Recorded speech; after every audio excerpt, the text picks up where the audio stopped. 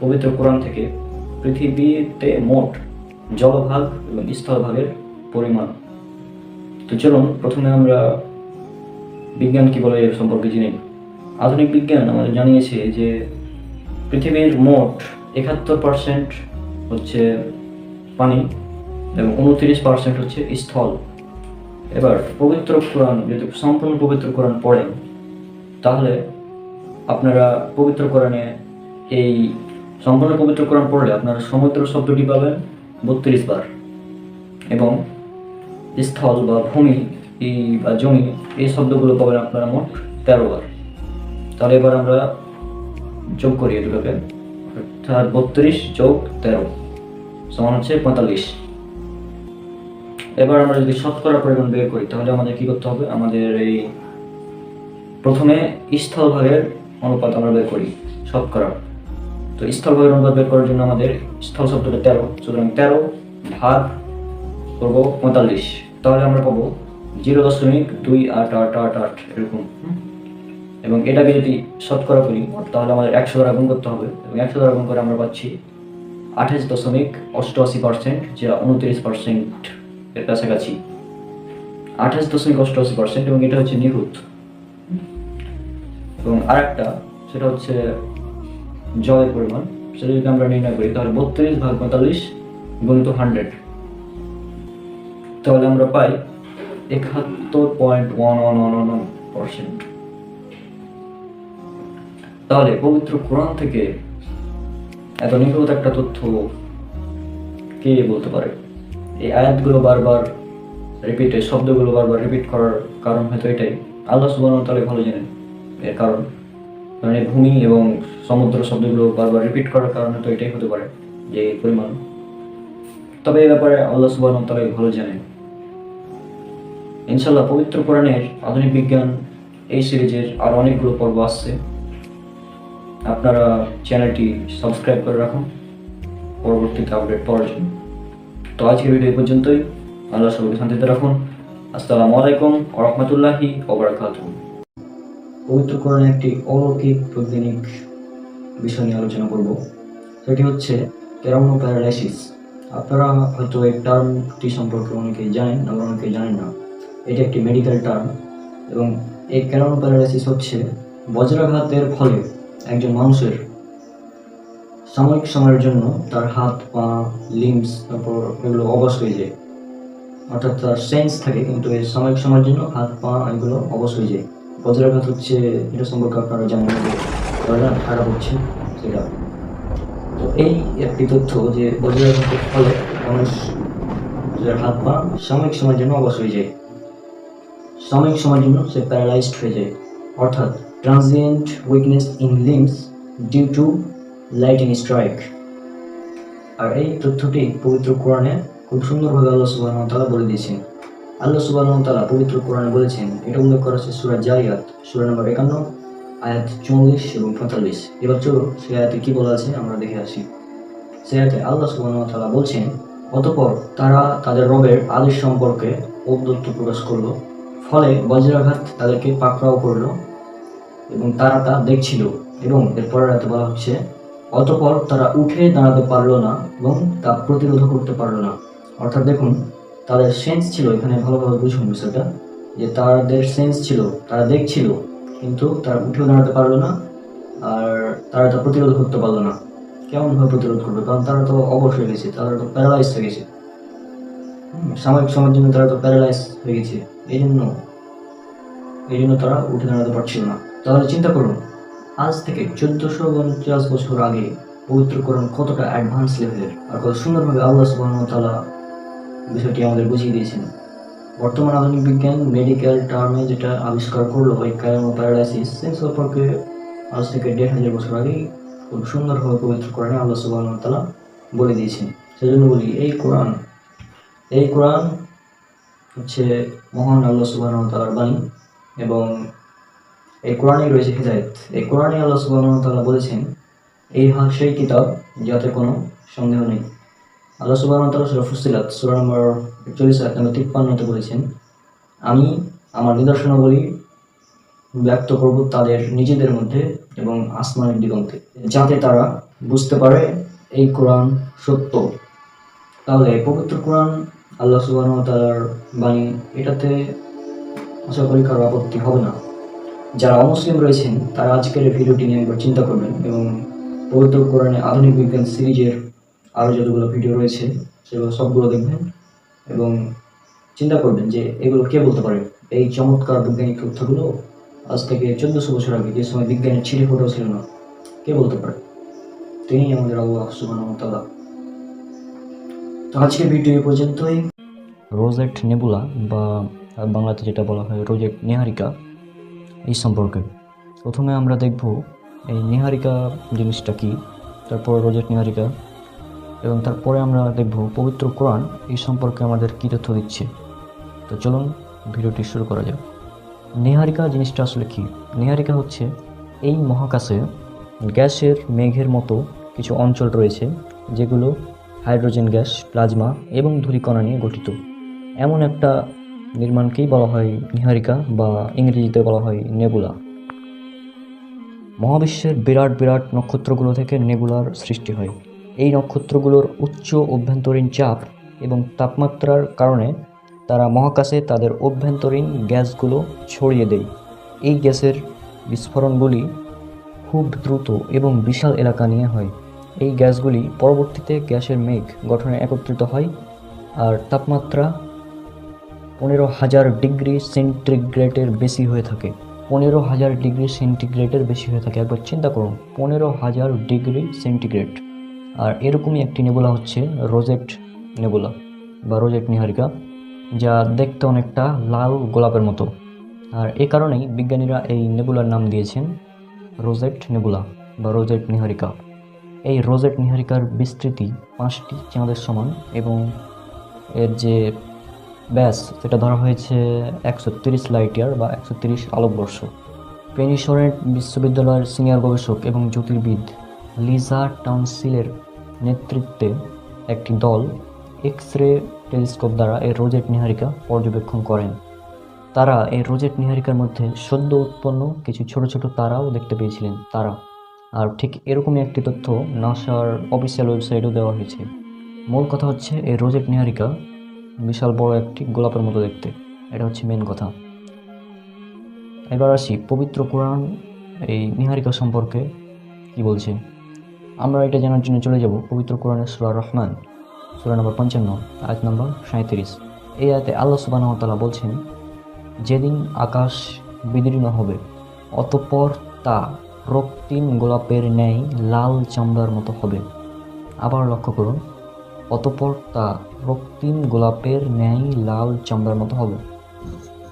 অর্থাৎ এই আয়াত দ্বারা আল্লাহ সুবহানাহু ওয়া তাআলা কিয়ামতের একটি নিদর্শনকে উদাহরণ হিসেবে টেনেছেন এবং এই উদাহরণ দিতে গিয়ে আল্লাহ সুবহানাহু ওয়া তাআলা এখানে বলেছেন রক্তিম গোলাপের ন্যায় লাল চামড়ার মতো হবে।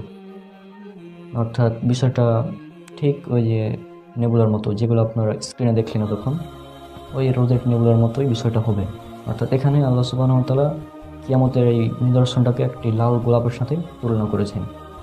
নিজেরাই আপনারা লক্ষ্য করুন, বিষয়টা বুঝতে পারবেন। তাহলে চিন্তা করুন, এই তথ্য পবিত্র কোরআনে 1400 বছর আগে কে দিতে পারে? আল্লাহ সুবহানাহু ওয়া তাআলা ছাড়া, আমাদের একমাত্র সৃষ্টিকর্তা ছাড়া এটা দেওয়া কি কারো পক্ষে সম্ভব? একেবারেই অসম্ভব। এই জন্যই আল্লাহ সুবহানাহু ওয়া তাআলা পবিত্র কোরআনে বলেন, সূরা ফুসসিলাত বা হামিম সাজদা, সূরা নম্বর 41, আয়াত নম্বর 53, আমি আসমানের দিগন্তে এবং তাদের নিজেদের মধ্যে আমার নিদর্শনাবলী দেখাবো, যাতে তারা বুঝতে পারে এই কোরআন সত্য। সুতরাং আল্লাহ সুবহানাহু ওয়া তাআলা এই নিদর্শনগুলো দিয়ে বোঝাতে যাচ্ছেন যে তিনি এই মহাবিশ্বের একমাত্র সৃষ্টিকর্তা, মহাবিশ্বের রব, সব কিছুর সৃষ্টিকর্তা। এবং যেসব মানুষ তাকে বিশ্বাস করে না তাদের হেদায়েতের জন্যই আল্লাহ সুবহানাহু ওয়া তাআলা এই নিদর্শনগুলো দিয়ে থাকেন। তো আশা করি আজকের ভিডিওটি আপনাদের ভালো লেগেছে। 19 এমনই একটি সংখ্যা যার অঙ্ক দুইটির স্থানীয় মানের বর্গের বিয়োগফল সংখ্যাটি নিজেই, অর্থাৎ 19। অর্থাৎ 19 সংখ্যার স্থানীয় মান অর্থাৎ 10, অর্থাৎ একের স্থানীয় মান 1 গুণ 10 সমান 10, 10 স্কোয়ার, বিয়োগ 9 হচ্ছে একক ঘর রয়েছে, সুতরাং 9 স্কোয়ার, তাহলে পাবেন আপনার সংখ্যাটি 19। অর্থাৎ অঙ্ক দুটির স্থানীয় মানের বর্গের বিয়োগফল সংখ্যাটি নিজেই। এটা কিন্তু অন্যান্য মৌলিক সংখ্যার ক্ষেত্রে হবে না, শুধুমাত্র 19-এর ক্ষেত্রেই হবে। আর এই 1400 কোরআন নাজিল হওয়ার 1400 বছর পরে হঠাৎই মানুষের নজর পড়লো সূরা মুদাসসির সূরা নম্বর 74 আয়াত 30 এবং 31-এ, এবং তারপর থেকেই মানুষ আবিষ্কার করা শুরু করলো যে পবিত্র কোরআনে কি 19-এর সামঞ্জস্যতা রয়েছে, কেনই বা আল্লাহ 19-কে বেছে নিলেন, 19 সংখ্যাটিকে। এটা নিয়ে বিস্তর গবেষণা হয়েছে। আর চলুন আমরা আগে দেখিনি এই সূরা মুদাসসির সূরা নম্বর 74 আয়াত 30 এবং 31-এ এই 19 সম্পর্কে আল্লাহ কী বলেছেন। তার উপর রয়েছে 19 জন প্রহরী, আর আমি ফেরেশতাদেরকেই জাহান্নামের তত্ত্বাবধায়ক বানিয়েছি, আর কাফিরদের জন্য পরীক্ষাস্বরূপ আমি তাদের সংখ্যা নির্ধারণ করেছি, যাতে কিতাবপ্রাপ্তরা দৃঢ়ভাবে বিশ্বাস করে আর মুমিনদের ঈমান বেড়ে যায়, এবং কিতাবপ্রাপ্তরা ও মুমিনরা সন্দেহ পোষণ না করে। আর যেন যাদের অন্তরের রোগ আছে তারা এবং অবশিষ্টরা বলে, এরূপ উপমা দ্বারা আল্লাহ কী ইচ্ছা করেছেন। এভাবেই আল্লাহ যাকে ইচ্ছা পথভ্রষ্ট করেন আর যাকে ইচ্ছা সঠিক পথে পরিচালিত করেন, আর তোমার রবের বাহিনী সম্পর্কে তিনি ছাড়া কেউ জানেন না, আর এ হচ্ছে মানুষের জন্য উপদেশ মাত্র। তাহলে বুঝতে পারছেন যে আল্লাহ সুবহানাহু ওয়া তাআলা কেন এই জাহান্নামের প্রহরী বা ফেরেশতার সংখ্যা 19 নির্ধারণ করেছেন। এই 19 সংখ্যাটি হচ্ছে কাফিরদের জন্য পরীক্ষাস্বরূপ, এবং এটা নিয়ে গবেষণা করার পর যেন মুমিনদের ঈমান বৃদ্ধি পায়, সেজন্য আল্লাহ সুবহানাহু ওয়া তাআলা এখানে 19 সংখ্যাটিকে নির্ধারণ করেছেন। আমরা জানি সর্বপ্রথম কোরআনের যে আয়াত অবতীর্ণ হয় সেটা হচ্ছে সূরা আলাক 96 নম্বর সূরার 1 থেকে 5 নম্বর আয়াত। আর এরপরে অনেক গবেষণার মতে এরপরে নাজিল হয় সূরা কলম, তারপরে নাজিল হয় সূরা মুজাম্মিল, তারপরে নাজিল হয় সূরা মুদাসসির, এবং তারপরে সূরা মুদাসসিরের পরপরই নাজিল হয় সূরা ফাতিহা। আর এই সূরা ফাতিহাকে পবিত্র কোরআনের 1 নম্বর অর্থাৎ প্রথম সূরাতে স্থান দেওয়া হয়েছে। অর্থাৎ পবিত্র কোরআনের প্রথম সূরা এটা হচ্ছে সূরা ফাতিহা, এর প্রথম সূরার প্রথম আয়াত অর্থাৎ যেটা বিসমিল্লাহির রহমানির রহিম, এই প্রথম আয়াতে রয়েছে 19টি অক্ষর, অর্থাৎ আল্লাহ সুবহানাহু ওয়া তাআলা 19 দিয়েই শুরু করেছেন পবিত্র কোরআন। তাহলে দেখলাম পবিত্র কোরআনে প্রথম সূরা নম্বর 1 আয়াত নম্বর 1 এখানেই রয়েছে 19টি অক্ষর।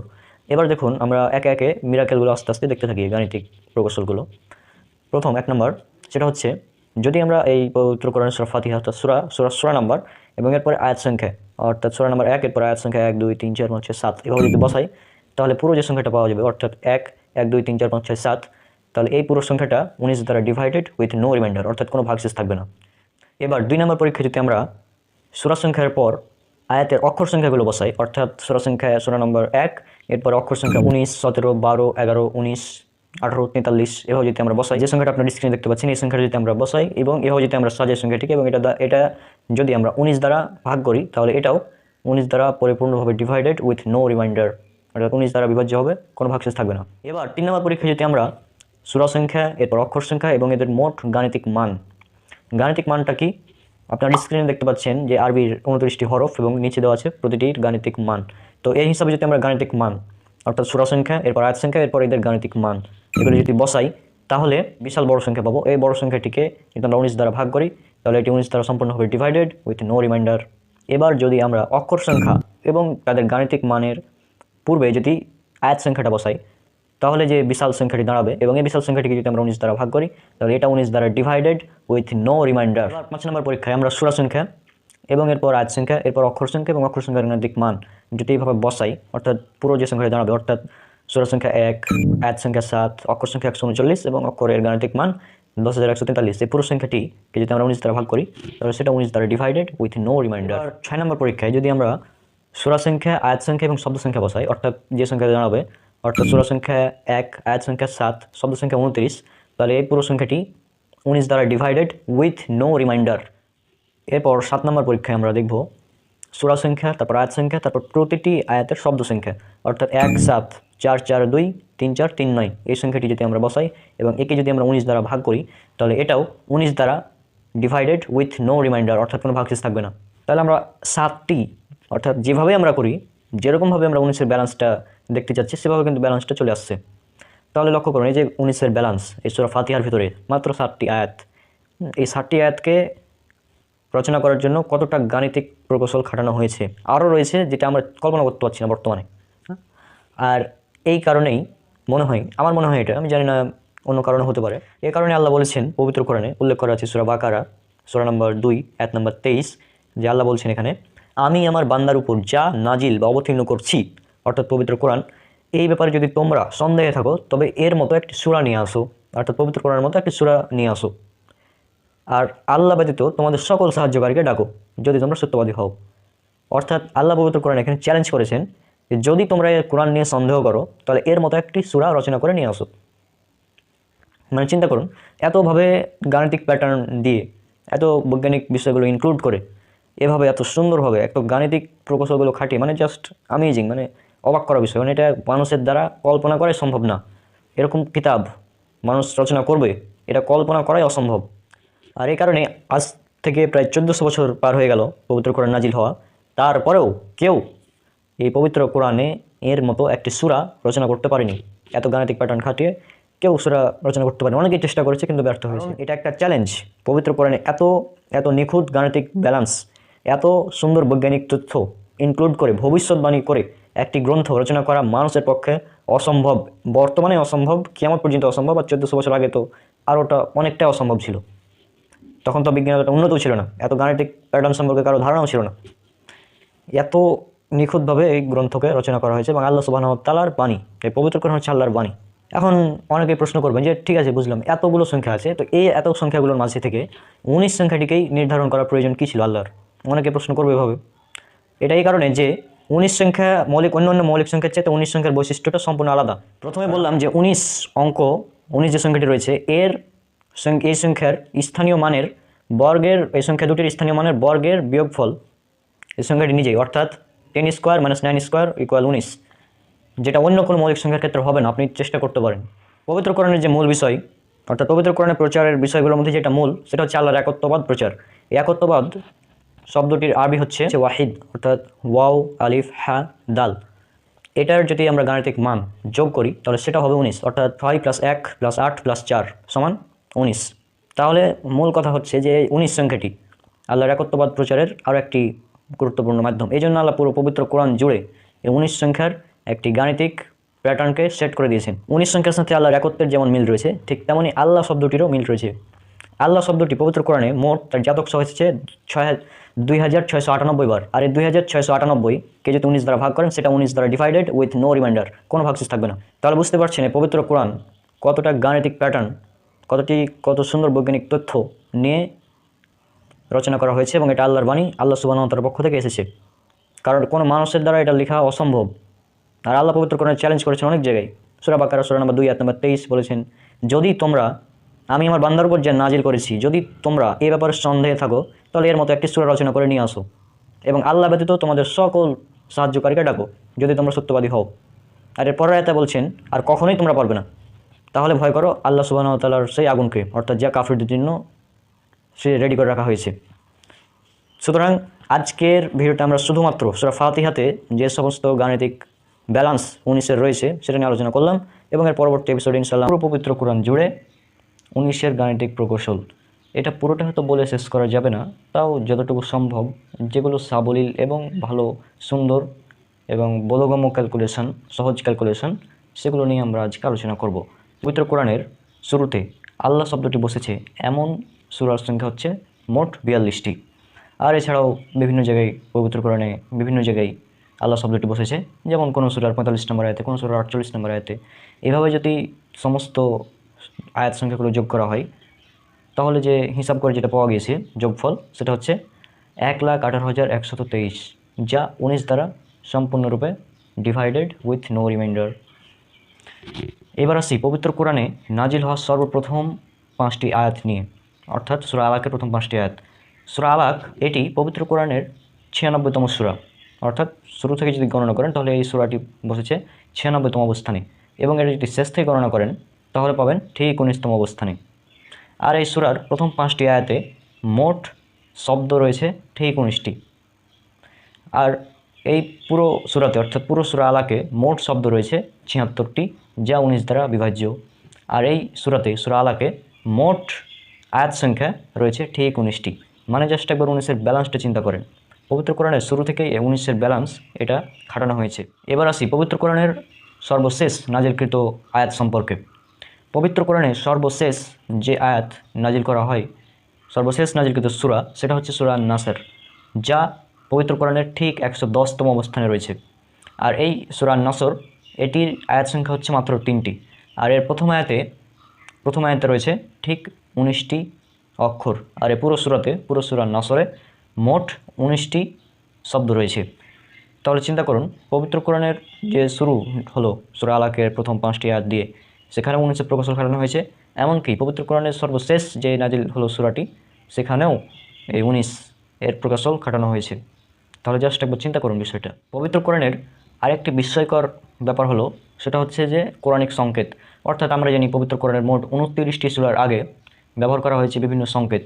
যেমন ধরেন আলিফ লাম মিম, আলিফ লাম র, তা সিন মিম, তারপরে ইয়াসিন, এগুলো ইত্যাদি বিভিন্ন সংকেত ব্যবহার করা হয়েছে। এইভাবে সবগুলো সংকেত থেকে মোট অক্ষরগুলো বেছে নিয়ে মোট 14টি সেট ব্যবহার করা হয়েছে, এবং এখানে রয়েছে মোট 14টি অক্ষর। অর্থাৎ 14টি অক্ষর নিয়ে এই সেটগুলো তৈরি করা হয়েছে। অর্থাৎ মূল কথাটি দাঁড়াচ্ছে মোট 14টি অক্ষর, এবং এই 14টি অক্ষর থেকে আলাদা আলাদা করে শব্দ নিয়ে মোট 14টি সেট, 14টি অক্ষর, 14টি সেট এবং 29টি সূরার প্রথমে বসেছে। এগুলোকে যদি যোগ করি, অর্থাৎ 14টি অক্ষর, 14টি সেট এবং 29টি সূরা প্রথমে বসেছে, এই তিনটাকে যদি যোগ করি তাহলে যোগফল হবে 57। আর এই 57 19 দ্বারা ডিভাইডেড উইথ নো রিমাইন্ডার। তাহলে জাস্ট একবার চিন্তা করুন, মানে 19-এর কত ব্যালেন্স রাখা হয়েছে পবিত্র কোরআনে। পবিত্র কোরআনের প্রথম সংকেতযুক্ত সূরা সেটা হচ্ছে সূরা আল বাকারা, অর্থাৎ 2 নম্বর সূরা, এবং সর্বশেষ সংকেতযুক্ত সূরা সেটা হচ্ছে সূরা কলম, যেটা হচ্ছে 68 নম্বর সূরা। এই পবিত্র কোরআনের সূরা বাকারা থেকে সূরা কলম পর্যন্ত নিয়ে মোট আল্লাহ শব্দটি ব্যবহার করা হয়েছে 2641 বার, যা 19 দ্বারা ডিভাইডেড। এবং পবিত্র কোরআনের বাকি অংশে অর্থাৎ 69 নম্বর সূরা থেকে নিয়ে একদম 114তম সূরা পর্যন্ত এখানে আল্লাহ শব্দটি ব্যবহার করা হয়েছে 57 বার। আর এই 57 19 দ্বারা ডিভাইডেড উইথ নো রিমাইন্ডার। আর পুরো পবিত্র কোরআনে মোট আল্লাহ শব্দটি ব্যবহার করা হয়েছে 2698 বার, এটিও 19 দ্বারা ডিভাইডেড। এখন সবগুলো সংকেত নিয়ে আলোচনা করা সম্ভব না, কারণ এভাবে যদি সবগুলো সংকেত নিয়ে আলোচনা করতে যাই তাহলে অনেক টাইম লাগবে। সেজন্য আমি বেশ কয়েকটি সংকেত নিয়ে এখানে জাস্ট বোঝানোর উদ্দেশ্যে আলোচনা করছি। সেটা হচ্ছে কফ অক্ষরটি নিয়ে। এই কফ অক্ষরটি আমরা জানি যে পবিত্র কোরআনের যে প্রথম অক্ষর, কোরআন শব্দের প্রথম অক্ষর, সেটা হচ্ছে কফ। এই কফ অক্ষরটি বসেছে পবিত্র কোরআনের মোট 2টি সূরার প্রথমে।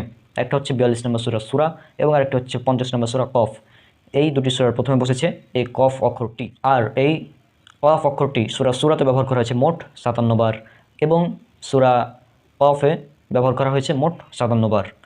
তাহলে চিন্তা করুন, 57 কিন্তু 19 দ্বারা ডিভাইডেড। এছাড়াও এই 57 যোগ 57 যদি আমরা করি তাহলে পাবো 114, যে পুরো পবিত্র কোরআনের মোট সূরা সংখ্যা।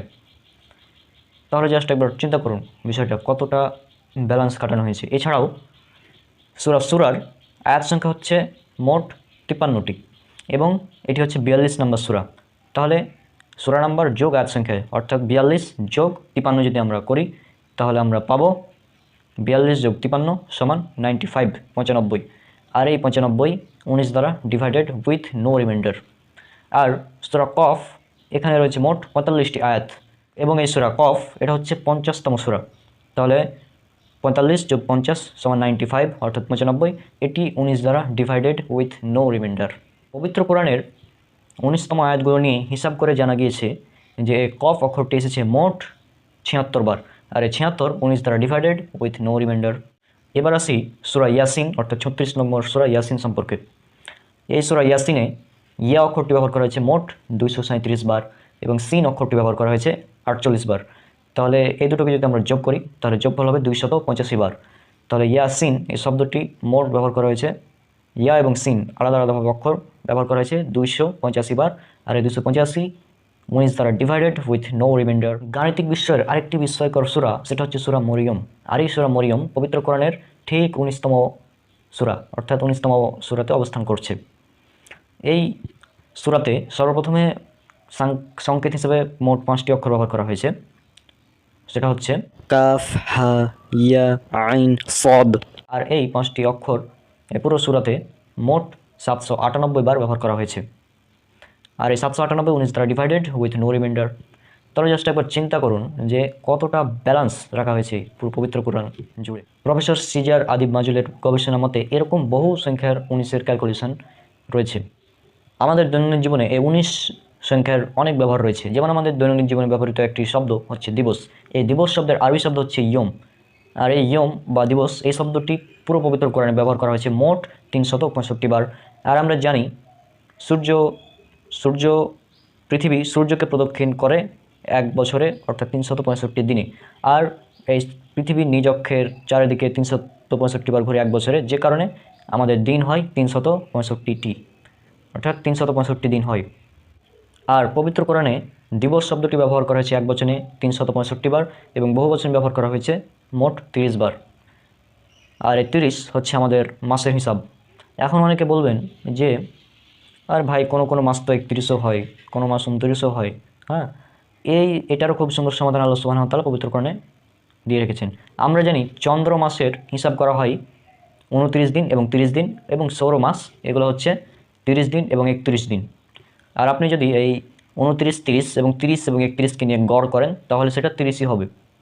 সুতরাং এই 30, এটাই হচ্ছে মেন কথা, যে 30 শব্দটি ব্যবহার করা হয়েছে বহু বচনে, 30 বার ব্যবহার করা হয়েছে বহু বচনে ইয়ম বা দিবস শব্দটি। আর দিবস শব্দটি অন্যান্য জাতক শব্দ নিয়ে মোট পবিত্র কোরআন ব্যবহার করা হয়েছে 475 বার। আর এই 475 এটার 19 দ্বারা ডিভাইডেড উইথ নো রিমাইন্ডার। এভাবে পুরো পবিত্র কোরআনে 19-এর অনেক ক্যালকুলেশন রয়েছে, যা বলে হয়তো শেষ করা সম্ভব না। আরও গবেষণা করলে আরও পাওয়া যাবে, পুরো একটা লেকচার দেওয়া যাবে এর উপরে, প্রায় 1 ঘন্টার উপরে, শুধুমাত্র 19-এর ক্যালকুলেশন নিয়ে পবিত্র কোরআনে। অলরেডি তো আমি 2টা ভিডিও বানালাম, তবে আরও ক্যালকুলেশন করা সম্ভব যদি, তবে সেই ক্যালকুলেশনগুলো অনেক কঠিন হবে, সেজন্য আমি এখানে উল্লেখ করছি না। এবং এই পবিত্র কোরআন এবং আধুনিক বিজ্ঞান সিরিজে আর অনেকগুলো ভিডিও আসবে, ইনশাল্লাহ আর অনেকগুলো ভিডিও আসবে। সবাই আমার জন্য অনেক অনেক দোয়া করবেন, আল্লাহ যেন আমাকে সুস্থ রাখেন এবং আমি পবিত্র কোরআন এবং আধুনিক বিজ্ঞান সহ অন্যান্য ইসলামের যেসব সাদৃশ্য, ইসলামের যেসব সৌন্দর্য, ইসলামের সত্যতা, এগুলো যেন তুলে ধরতে পারি। সৌরজগৎ সম্পর্কে কৌতূহল প্রায় সবারই রয়েছে এবং এই কৌতূহলের বশেই বিভিন্ন সময় বিভিন্ন বিজ্ঞানী বিভিন্ন ধরনের মতবাদ প্রদান করেছেন। তো এই সৌরজগৎ সম্পর্কে বিভিন্ন সময় বিভিন্ন বিজ্ঞানী মতবাদ দিয়েছেন, যেগুলো পরবর্তীতে আবার ভুল প্রমাণিত হয়। তার মধ্যে সর্বপ্রথম যেই মতবাদটি যে বিজ্ঞানী দিয়েছিলেন তার নাম হচ্ছে বিজ্ঞানী টলেমি। তিনি যেই মতবাদটি দিয়েছিলেন সেটাকে বলা হয় ভূকেন্দ্রিক মডেল বা জিওসেন্ট্রিক, অর্থাৎ যে মডেলের মূল বিষয়টা হচ্ছে যে এখানে পৃথিবী হচ্ছে মহাবিশ্বের কেন্দ্র এবং এই পৃথিবীকে কেন্দ্র করে সূর্য, চন্দ্র, নক্ষত্র সব কিছু ঘুরছে। এটা হচ্ছে এই জিওসেন্ট্রিক মতবাদের মূল থিওরি। অনেক সভ্যতাই এই মডেলটি গ্রহণযোগ্যতা পেয়েছিল, যার মধ্যে অন্যতম হচ্ছে গ্রিক সভ্যতা। এবং সেখানে এই জন্য আমরা দেখতে পাই যে বিভিন্ন গ্রিক দার্শনিক যারা, তারা এই মতবাদকে সমর্থন করেন এবং তারা বলেন মহাবিশ্বের কেন্দ্র হচ্ছে পৃথিবী এবং পৃথিবীকে কেন্দ্র করে মহাবিশ্বের অন্যান্য সব গ্রহ নক্ষত্রগুলো ঘুরছে। এরা তাদের মতবাদ। তার মধ্যে অন্যতম হচ্ছেন টলেমি এবং অ্যারিস্টটল। এবং এরপর এই মতবাদকে ভেঙে দিয়ে নতুন একটি মতবাদ প্রতিষ্ঠা করেন গ্রিসের সামুদ দ্বীপে জন্মগ্রহণকারী বিজ্ঞানী এবং জ্যোতির্বিদ অ্যারিস্টোকাস। সময়টা ছিল 3য় খ্রিস্টপূর্বাব্দে এবং এই মতবাদের মূল বিষয়টি ছিল সূর্য সৌরজগতের কেন্দ্রে অবস্থিত। দীর্ঘ সময় পর মাত্র 16 শতকে আরও একটি মতবাদ প্রকাশ করা হয়, যেটি হচ্ছে যুক্তিসঙ্গত এবং সঠিক গাণিতিকভাবে সৌর মডেল প্রকাশ করা হয় এবং এটি প্রকাশ করেন কোপার্নিকাস, বিজ্ঞানী কোপার্নিকাস এটি প্রকাশ করেন এবং তার মাধ্যমে প্রতিষ্ঠা লাভ করে কোপার্নিকাসীয় যে মতবাদ সেটা।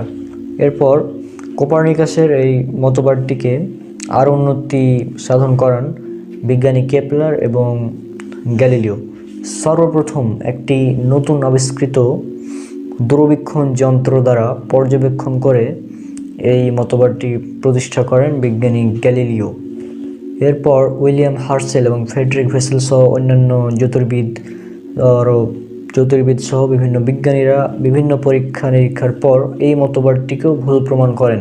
পরবর্তীতে তারা বুঝতে পারেন সূর্যকে কেন্দ্র করে পৃথিবী এবং বিভিন্ন গ্রহ উপগ্রহ প্রদক্ষিণ করে, কিন্তু সূর্য মহাবিশ্বের কেন্দ্রে অবস্থিত নয়। 1920 সালে বিজ্ঞানী এডউইন হাবেল আরও পর্যবেক্ষণ করেন এবং বলেন সৌরজগৎ ছায়াপথের মধ্যে মাত্র একটি অংশ এবং এই সূর্য সৌরজগতের বা ছায়াপথের কেন্দ্রে অবস্থিত নয়। এটি কেন্দ্র থেকে প্রায় 8 কিলো পার্সেল দূরে অবস্থিত। সূর্যের নিজ অক্ষের উপর আবর্তন এবং গ্যালাক্সির ছায়াপথের কেন্দ্রের চারিদিকে আবর্তন এটি বিজ্ঞানীর সাম্প্রতিক আবিষ্কার, এই কিছুদিন আগে আবিষ্কার করলো। 1512 সালের কোপারনিকাসের হেলিওসেন্ট্রিক মতবাদ অনুসারে সৌরজগতের কেন্দ্রে সূর্য স্থির। আবারও শোনেন ভালো করে, সেটা হচ্ছে 1512 সালে কোপারনিকাসের হেলিওসেন্ট্রিক মতবাদ অনুযায়ী সূর্য সৌরজগতের কেন্দ্রে স্থির। কিন্তু বর্তমান বিজ্ঞান বলছে সূর্য স্থির নয়, সূর্য নিজ অক্ষের উপর 25 দিনে একবার আবর্তন করে, যেটাকে আমরা বলি আহ্নিক গতি, অর্থাৎ নিজ অক্ষের উপর যেটা আবর্তন। শুধু এই আহ্নিক গতি না, বর্তমান বিজ্ঞান আমাদের আরও জানাচ্ছে যে এই সূর্য প্রতি 225 থেকে 250 মিলিয়ন বছরে একবার মিল্কওয়ে গ্যালাক্সির কেন্দ্রকে পরিভ্রমণ করে, অর্থাৎ চারপাশে ঘুরে আসে। আর এটা বিজ্ঞানীর লেটেস্ট আবিষ্কার, এই কিছুদিন আগে আবিষ্কার করলো। আর এই সূর্য যে গ্যালাক্সির চারপাশে ঘুরে আসে, এই সূর্যের তখন বেগ থাকে 251 কিলোমিটার প্রতি সেকেন্ডে। তাহলে একবার পুরো সিস্টেমটা একবার চিন্তা করুন, পুরো সিস্টেমটা একবার কল্পনা করুন। পুরো সিস্টেমটা হচ্ছে যে গ্যালাক্সি, আমাদের মিল্কওয়ে গ্যালাক্সির কেন্দ্রকে কেন্দ্র করে ঘুরছে সূর্য, সূর্যকে কেন্দ্র করে ঘুরছে আমাদের পৃথিবী, আবার এই পৃথিবীকে কেন্দ্র করে ঘুরছে আমাদের চাঁদ। তাহলে সবাই কিন্তু ঘূর্ণনশীল, অর্থাৎ গতিশীল, সবাই গতিশীল অবস্থায় আছে, এখানে কেউ স্থির নাই। তাহলে এবার আসুন, চলুন আমরা দেখি পবিত্র কোরআন আমাদের এই সম্পর্কে কি বলছে, এবং পবিত্র কোরআন যে এতটা বিশুদ্ধভাবে তথ্য দিয়েছে, এটা দেখার পর আপনারা অবাক না হয়ে পারবেন না। তো চলুন আমরা পবিত্র কোরআনের প্রথম আয়াতটি দেখে নিই। এটার উল্লেখ আছে সূরা ইয়াসিন, সূরা নম্বর 36, আয়াত নম্বর 38। والشمس تجري لمستقر لها ذلك تقدير العزيز العليم। এই আয়াতে বলা হচ্ছে সূর্য তার নির্দিষ্ট অবস্থানে আবর্তন করে, এটি পরাক্রমশালী সর্বজ্ঞ আল্লাহ সুবহানাহু ওয়া তাআলার হাতে।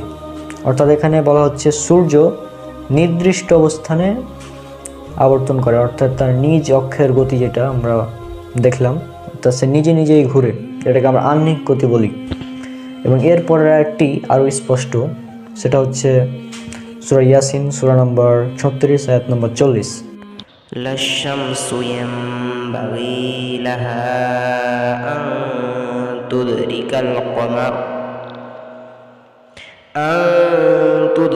القمر والليل السابق النهار وكل في فلك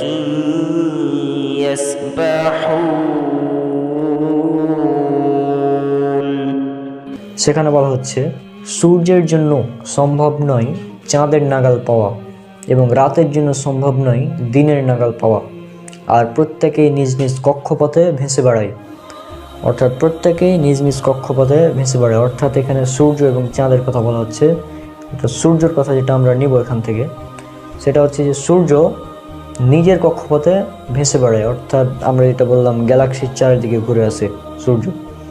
এবং এই যে সূর্য একটা নির্দিষ্ট কক্ষপথে চলছে, এটাই বলা হচ্ছে পবিত্র কোরআনে। এবং এরপরে আরও একটি আয়াত রয়েছে, সেটা হচ্ছে সূরা আম্বিয়া, সূরা নম্বর 21, আয়াত নম্বর 33। وهو الذي خلق الليل والنهار والشمس والقمر كل في فلك يسبحون। সে আয়াতে বলা হচ্ছে, আর তিনি সৃষ্টি করেছেন রাত এবং দিন, সূর্য এবং চন্দ্র, আর প্রত্যেকেই নিজ নিজ কক্ষপথে আবর্তন করে। অর্থাৎ এখানে স্পষ্টভাবে কক্ষপথের কথা আল্লাহ সুবহানাহু ওয়া তাআলা উল্লেখ করে দিয়েছেন, যেটা বিজ্ঞান আবিষ্কার করলো কিছুদিন আগে। তাহলে একবার চিন্তা করুন, আজ থেকে 1400+ বছর আগে একটা বইয়ে কিভাবে এটা লেখা সম্ভব যদি সেটা আল্লাহ পক্ষ থেকে না আসে? যারা নাস্তিক আছেন বা অমুসলিম আছেন তারা এটা চিন্তা করে দেখবেন একবার, যে এত নিখুঁত বৈজ্ঞানিক তথ্য একটা বইয়ে কিভাবে থাকতে পারে। জাস্ট একবার চিন্তা করে দেখবেন বিষয়টা। আর পবিত্র কোরআনে এরকম হাজার হাজার অলৌকিক বৈজ্ঞানিক বিষয় রয়েছে, যেগুলো ইনশাল্লাহ পরবর্তীতে বিভিন্ন পর্বে আলোচনা করা হবে। মেডিকেল সায়েন্স অনুযায়ী আমরা জানি মাতৃগর্ভে একজন শিশুর প্রথমে তার কান তৈরি হয় এবং পরে তৈরি হয় চোখ, এবং এই বিষয়টি পবিত্র কোরআনে উল্লেখ করা হয়েছে। আমি রেফারেন্সগুলো বলছি যেখানে উল্লেখ করা হয়েছে। প্রথমে উল্লেখ আছে সূরা মুমিনুন সূরা নম্বর 23 আয়াত নম্বর 78, আরও উল্লেখ আছে সূরা মুলক সূরা নম্বর 67 আয়াত নম্বর 23, এছাড়াও উল্লেখ আছে সূরা নাহল সূরা নম্বর 16 আয়াত নম্বর 78, আরও উল্লেখ আছে সূরা সাজদা সূরা নম্বর 32 আয়াত নম্বর 9, আরও উল্লেখ আছে সূরা আনাম সূরা নম্বর 6 আয়াত নম্বর 46, এছাড়াও আছে সূরা দাহর বা সূরা ইনসান সূরা নম্বর 76 আয়াত নম্বর 2, উল্লেখ করা আছে সূরা বনি ইসরাইল বা সূরা ইসরা সূরা নম্বর 17 আয়াত নম্বর 36, আরও উল্লেখ আছে সূরা ফুসিলাত বা হামিম সাজদা সূরা নম্বর 41 আয়াত নম্বর 20, উল্লেখ করা আছে সূরা হাজ সূরা নম্বর 22 আয়াত নম্বর 46, আরও উল্লেখ আছে সূরা আহকাফ সূরা নম্বর 46 আয়াত নম্বর 26। এই আয়াতগুলোতে যে উল্লেখ করা আছে প্রায় সব কথা একই রকম, এবং আপনারা সেটা স্ক্রিনে দেখে নিন, আমি পড়ে শোনাচ্ছি। আয়াতগুলোতে যে সব শব্দ ব্যবহার করা হয়েছে সেগুলো হচ্ছে আল্লাহ তাআলা সৃষ্টি করেছেন কান, চোখ, অথবা উল্লেখ করা আছে আল্লাহ তাআলা তোমাদেরকে দিয়েছেন শ্রবণ শক্তি এবং দৃষ্টি শক্তি। ক্লিয়ার? তাহলে এবার আয়াতগুলো পড়ে শোনাচ্ছি, দুটো আয়াত পড়ে শোনাচ্ছি। এবং আল্লাহ তোমাদেরকে নির্গত করেছেন মাতৃগর্ভ থেকে এমন অবস্থায় যে তোমরা কিছুই জানতে না। তিনি তোমাদের দিয়েছেন শ্রবণ শক্তি, তিনি তোমাদের দিয়েছেন শ্রবণ শক্তি, দৃষ্টি শক্তি ও হৃদয়, যাতে তোমরা কৃতজ্ঞতা প্রকাশ করতে পারো। আর তিনি তোমাদের জন্য কান, চোখ ও অন্তরসমূহ সৃষ্টি করেছেন। এখানে একটা বিষয় লক্ষণীয়, আল্লাহ তাআলা যেখানেই বলেছেন যে তিনি সৃষ্টি করেছেন সেখানে তিনি বলেছেন কান, চোখ এবং অন্তর, অর্থাৎ আগে কান, তারপরে চোখ, তারপরে অন্তর। আপনি যদি কোনো সাধারণ মানুষকে জিজ্ঞাসা করেন তাহলে সে আপনাকে বলবে মায়ের পেটে তার প্রথমে চোখ তৈরি হয় তারপরে কান, এটা সাধারণ মানুষ বলবে আপনাকে। কিন্তু মেডিকেল সায়েন্স, বর্তমান আধুনিক বিজ্ঞান অনুযায়ী আমরা জানি মাতৃগর্ভে একজন শিশুর প্রথমে কান তৈরি হয় এবং তারপরে তৈরি হয় চোখ। আর এই বিষয়টি আল্লাহ পবিত্র কোরআনে বহু জায়গায় উল্লেখ করে দিয়েছেন।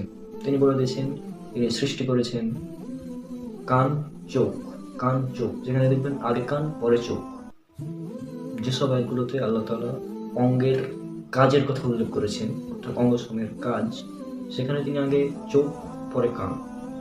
যেমন এটা উল্লেখ আছে সূরা আরাফ সূরা নম্বর 7 আয়াত নম্বর 179 উল্লেখ করা আছে। আর অবশ্যই আমি সৃষ্টি করেছি জাহান্নামের জন্য বহু জিন ও মানুষকে, তাদের রয়েছে অন্তর, তা দ্বারা তা বুঝে না, তাদের রয়েছে চোখ, তা দ্বারা তারা দেখে না, এবং তাদের রয়েছে কান, তা দ্বারা তারা শুনে না। তারা চতুষ্পদ জন্তুর মতো, বরং তারা অধিক পথভ্রষ্ট, তারাই হচ্ছে গাফেল। এই আয়াতে আল্লাহ তাআলা অঙ্গের কাজের কথা বলছেন, যে অঙ্গগুলোর কাজ। আর যেখানে আল্লাহ তাআলা বলছেন অঙ্গ সৃষ্টি, সেখানে আল্লাহ আগে বলেছেন কান, তারপরে চোখ। একটা বিষয় ক্লিয়ার, আল্লাহ তাআলা যেখানে বলেছেন অঙ্গের সৃষ্টির কথা সেখানে বলেছেন কান, চোখ, শ্রবণ শক্তি, দৃষ্টি শক্তি, এবং যেখানে বলেছেন অঙ্গের কাজ সেখানে তিনি আগে বলেছেন তাদের আছে চোখ, তারপরে কান। অঙ্গের কাজের কথা যদি আসে তাহলে আমরা জানি চোখের কাজ কি। চোখের কাজ হচ্ছে দেখা এবং কানের কাজ হচ্ছে শোনা। আমরা জানি আলোর বেগ হচ্ছে 3 লক্ষ কিলোমিটার পার সেকেন্ড, এবং শব্দের বেগ তুলনামূলকভাবে কম, বিভিন্ন মাধ্যমে বিভিন্ন রকম।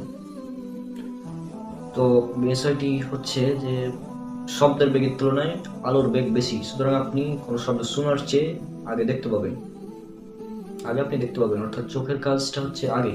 সেই জন্য আল্লাহ তাআলা এখানে বলছেন আগে চোখের কথা। যেখানে আল্লাহ তাআলা অঙ্গের কাজের কথা বলছেন সেখানে বলছেন আগে চোখ। আর যেখানে আল্লাহ তাআলা বলছেন অঙ্গ সৃষ্টির কথা, আল্লাহ তাআলা যেখানে বলছেন আমি সৃষ্টি করেছি, সেখানে বলছেন আগে কান, আগে কান তারপরে চোখ। তাহলে চিন্তা করুন, আজ থেকে 1500 বছর আগে কেউ কি এটা জানতো যে আলোর বেগ শব্দের বেগের তুলনায় বেশি? অর্থাৎ আগে দেখা যায় তারপর শোনা যায়। কেউ কি জানতো এটা যে মাতৃগর্ভে আগে তৈরি হয় কান, তারপর চোখ? এটা আজ থেকে 1,500 বছর আগে কেউ জানতো না। পবিত্র কোরআন আল্লাহ সুবহানাহু ওয়া তাআলার বাণী, এই জন্যই এটা সম্ভব হয়েছে।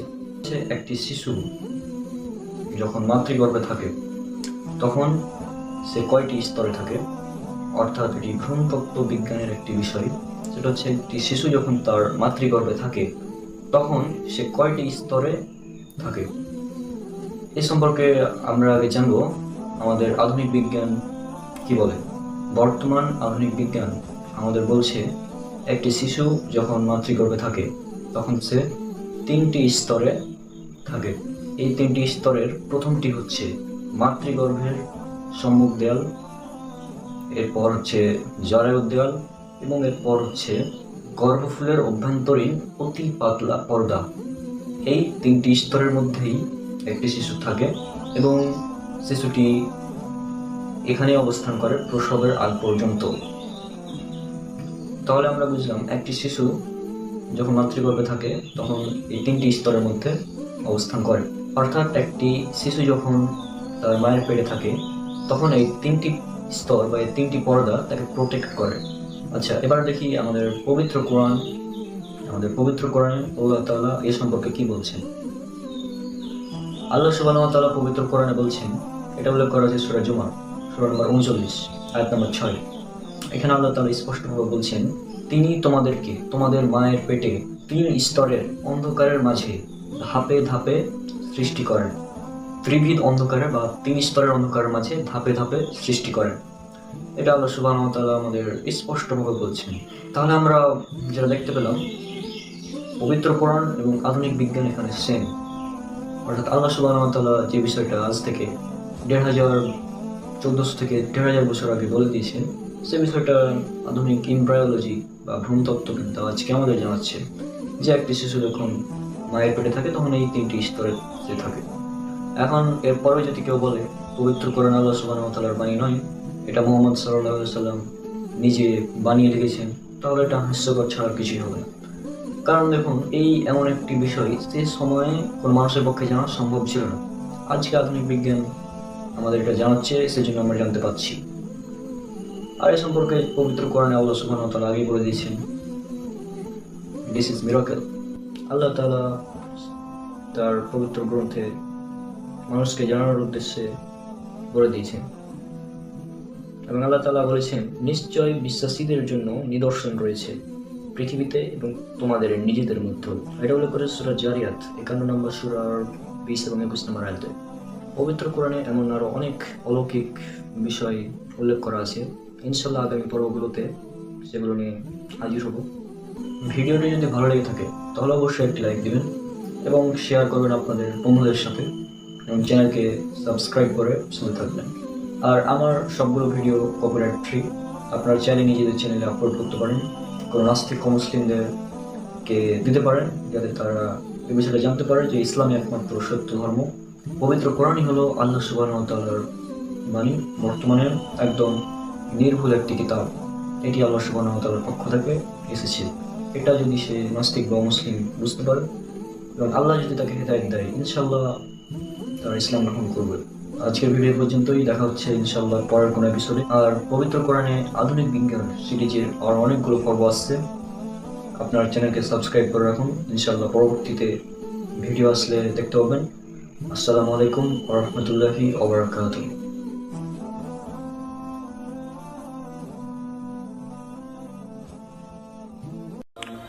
তো আজকে যে বিষয়টা আলোচনা করব সেটা হচ্ছে এই মহাবিশ্ব আল্লাহ সুবহানাহু ওয়া তাআলা সৃষ্টি করেছেন। এই মহাবিশ্ব আল্লাহ সুবহানাহু ওয়া তাআলা যে 6টি লম্বা সময় সৃষ্টি করেছেন এবং বিজ্ঞানও যে একই কথা বলছে, সেই বিষয়টা নিয়েই আজকে আলোচনা করব। তো আমরা প্রথমে দেখি এই মহাবিশ্ব সৃষ্টি সম্পর্কে বিজ্ঞান কি বলছে। আমরা পবিত্র কোরআনে আধুনিক বিজ্ঞান সিরিজের 5 নম্বর পর্বে আলোচনা করেছিলাম বিগ ব্যাং থিওরি সম্পর্কে। এখান থেকে আমরা জানতে পেরেছিলাম এই মহাবিশ্ব একসময় একটা বিন্দুতে ছিল, পরবর্তীতে সেটা পৃথক হয়ে যায়। আর পবিত্র কোরআনেও একই কথা বলা হয়েছিল, যেটা বলা হয়েছিল সূরা আম্বিয়া সূরা নম্বর 21 আয়াত নম্বর 30। সেই আয়াতে বলা হয়েছিল অবিশ্বাসীরা কি ভেবে দেখে না যে আকাশ মণ্ডলী ও পৃথিবী একসাথে মিশে ছিল, অতঃপর আল্লাহ সুবহানাহু ওয়া তাআলা পৃথক করে দিলেন, এরপরেও কি তারা ঈমান আনবে না? এই কথা বলা ছিল। অর্থাৎ বিগ ব্যাং থিওরির বিষয়টাও পবিত্র কোরআনে উল্লেখ ছিল। তো এই বিগ ব্যাং থিওরির পরের স্টেপ যেটা, সেটা হচ্ছে এই 6টি লম্বা সময়। আর এই 6টি লম্বা সময় সম্পর্কে পবিত্র কোরআনে ইঙ্গিত দেওয়া আছে। প্রথমে আমরা দেখি এই 6টি লম্বা সময় সম্পর্কে বিজ্ঞান কী বলছে। বিজ্ঞানীগণ এই 6টি লম্বা সময়কে বা মহাবিশ্ব সৃষ্টির এই বিষয়টিকে 6টি ধাপে ভাগ করেছেন। এই 6টি ধাপ তারা এমনভাবে ভাগ করেছেন যেটা হচ্ছে number 1 time 0, number 2 inflection, number 3 annihilation, number 4 proton আর neutron, number 5 atomic nuclei and number 6 stable atom. এই 6টি স্টেপে বিজ্ঞানীরা বলছেন মহাবিশ্ব তৈরি হয়েছে। এবার আমরা যদি পবিত্র কোরআনের দিকে দেখি, পবিত্র কোরআনও ঠিক একই কথা বলছে। আল্লাহ সুবহানাহু ওয়া তাআলা বলছেন, আমি নবমণ্ডল এবং ভূমণ্ডলে বা মহাবিশ্ব সৃষ্টি করেছি, এই মহাবিশ্ব সৃষ্টি করেছি মোট 6টি লম্বা সময়। আল্লাহ সুবহানাহু ওয়া তাআলা বলছেন, আল্লাহ সুবহানাহু ওয়া তাআলা সৃষ্টি করেছেন মহাবিশ্বকে 6টি লম্বা সময়। কিন্তু আমাদের অনেক অনুবাদকগণ তারা অনুবাদ করতে গিয়ে এখানে লিখেছেন 6 দিনে সৃষ্টি করেছে। আর এখানে আরবি যেটা শব্দ ব্যবহার করেছে, আরবি শব্দ, সেটা বলা হয়েছে আইয়াম। আইয়াম শব্দের অর্থ দিন হবে না, আইয়াম শব্দের অর্থ হবে অনির্দিষ্ট সময়কাল বা অনির্দিষ্ট একটি সময়। এই আয়াতগুলো উল্লেখ করা আছে পবিত্র কোরআনের অসংখ্য জায়গায়। যেমন উল্লেখ করা সূরা হাদিদ সূরা নম্বর 57 আয়াত নম্বর 4, সূরা আরাফ সূরা নম্বর 7 আয়াত নম্বর 54, এরপরে সূরা ইউনুস সূরা নম্বর 10 আয়াত নম্বর 3, এরপরে সূরা হুদ সূরা নম্বর 11 আয়াত নম্বর 7, এরপরে সূরা ফুরকান সূরা নম্বর 25 আয়াত নম্বর 59, এরপরে সূরা ফুসিলাত বা হামিম সাজদা সূরা নম্বর 41 আয়াত 9 থেকে 12, এরপরে সূরা সাজদা সূরা নম্বর 32 আয়াত নম্বর 4, এরপরে সূরা কাফ সূরা নম্বর 50 আয়াত নম্বর 38। এছাড়াও আরও কয়েকটি আয়াত উল্লেখ করা আছে যেখানে বলা হচ্ছে আল্লাহ সুবহানাহু ওয়া তাআলা এই মহাবিশ্ব সৃষ্টি করেছেন 6টি আইয়ামে। আইয়াম শব্দের অর্থগুলো অনেক অনুবাদক গ্রহণ করেছেন 6টি দিনে, কিন্তু সেটা দিন হবে না, কারণ আইয়াম শব্দের অর্থ হচ্ছে একটি লম্বা সময়। যদি একটা উদাহরণ দিই তাহলে এই বিষয়টা আপনারা ক্লিয়ার হবেন। আমাদের প্রিয় নবী মুহাম্মদ সাল্লাল্লাহু আলাইহি ওয়াসাল্লাম যখন জন্মগ্রহণ করেছিলেন, তো সেই সময়কালটা ছিল সবচেয়ে নিকৃষ্ট সময়, এবং এতই নিকৃষ্ট এবং কুসংস্কারচ্ছন্ন ছিল সে সময়টা। যদি একটা মেয়ে সন্তান জন্মগ্রহণ করতো তাহলে তাকে জ্যান্ত মাটিতে পুঁতে ফেলা হতো। তাহলে চিন্তা করেন সে সময়টা কত নিকৃষ্ট ছিল। আর সেই সময়টাকে বলা হতো আইয়ামে জাহিলিয়াত বা অন্ধকারাচ্ছন্ন যুগ, অর্থাৎ আরবিতে বলা হতো আইয়ামে জাহিলিয়াত, এবং যার অর্থ হতো অন্ধকারাচ্ছন্ন যুগ। এই আইয়ামে জাহিলিয়া এই শব্দটিকে যদি আমরা বিশ্লেষণ করি তাহলে দেখতে পাবো এখানে দুটি শব্দ রয়েছে, একটা হচ্ছে আইয়াম আর একটা হচ্ছে জাহিলিয়াত। তো আইয়াম শব্দের, জাহিলিয়াত শব্দের অর্থ হচ্ছে অন্ধকারাচ্ছন্ন, কুসংস্কারাচ্ছন্ন বা আর আইয়াম শব্দের অর্থটা এখানে দিন হবে না, আইয়াম শব্দের অর্থ এখানে হবে একটি লম্বা সময়, একটি যুগ, অনির্দিষ্ট লম্বা সময়। এখন কেউ যদি বলে যে আইয়ামে জাহিলিয়াত বলতে একটি অনির্দিষ্ট, বলা হতো যে এভাবে যদি বলতো কেউ যে এটা হচ্ছে একটি নিকৃষ্ট দিন, এই অনুবাদটা কিন্তু সঠিক হবে না। আইয়ামে জাহিলিয়া অনুবাদের সঠিক অর্থ হবে নিকৃষ্ট যুগ, অন্ধকারাচ্ছন্ন যুগ, এটা হবে। তো সেরকমই আল্লাহ সুবহানাহু ওয়া তাআলা পবিত্র কোরআনে যে আইয়াম শব্দটা ব্যবহার করেছেন, এটা হবে একটি অনির্দিষ্ট লম্বা সময়। তো তাহলে এখানে আইয়াম শব্দের অর্থ যেটা হচ্ছে সেটা হবে যে একটি অনির্দিষ্ট লম্বা সময়। আশা করি আপনারা বিষয়টা বুঝতে পেরেছেন যে বিজ্ঞান বলছে প্রথমে যে এই পুরো মহাবিশ্ব সৃষ্টি হয়েছে 6টি লম্বা সময়। পবিত্র কোরআনে বলছে আল্লাহ সুবহানাহু ওয়া তাআলা মহাবিশ্বকে সৃষ্টি করেছেন 6টি আইয়ামে বা 6টি অনির্দিষ্ট লম্বা সময়। তার বিষয়টা খুব সেম। এর 5 নম্বর পর্বে আমরা দেখেছিলাম যে পবিত্র কোরআনে আধুনিক বিজ্ঞান সিরিজে যেটা 5 নম্বর পর্ব, সেখানে আমরা দেখেছিলাম যে মহাবিশ্ব সৃষ্টি হয়েছে বিগ ব্যাং এর মাধ্যমে, যেটা পবিত্র কোরআনে স্পষ্টভাবে উল্লেখ আছে। এবং এর পরের ভিডিওতে আমরা দেখবো, এর পরের এপিসোডে প্রথম ধাপ হচ্ছে বিগ ব্যাং।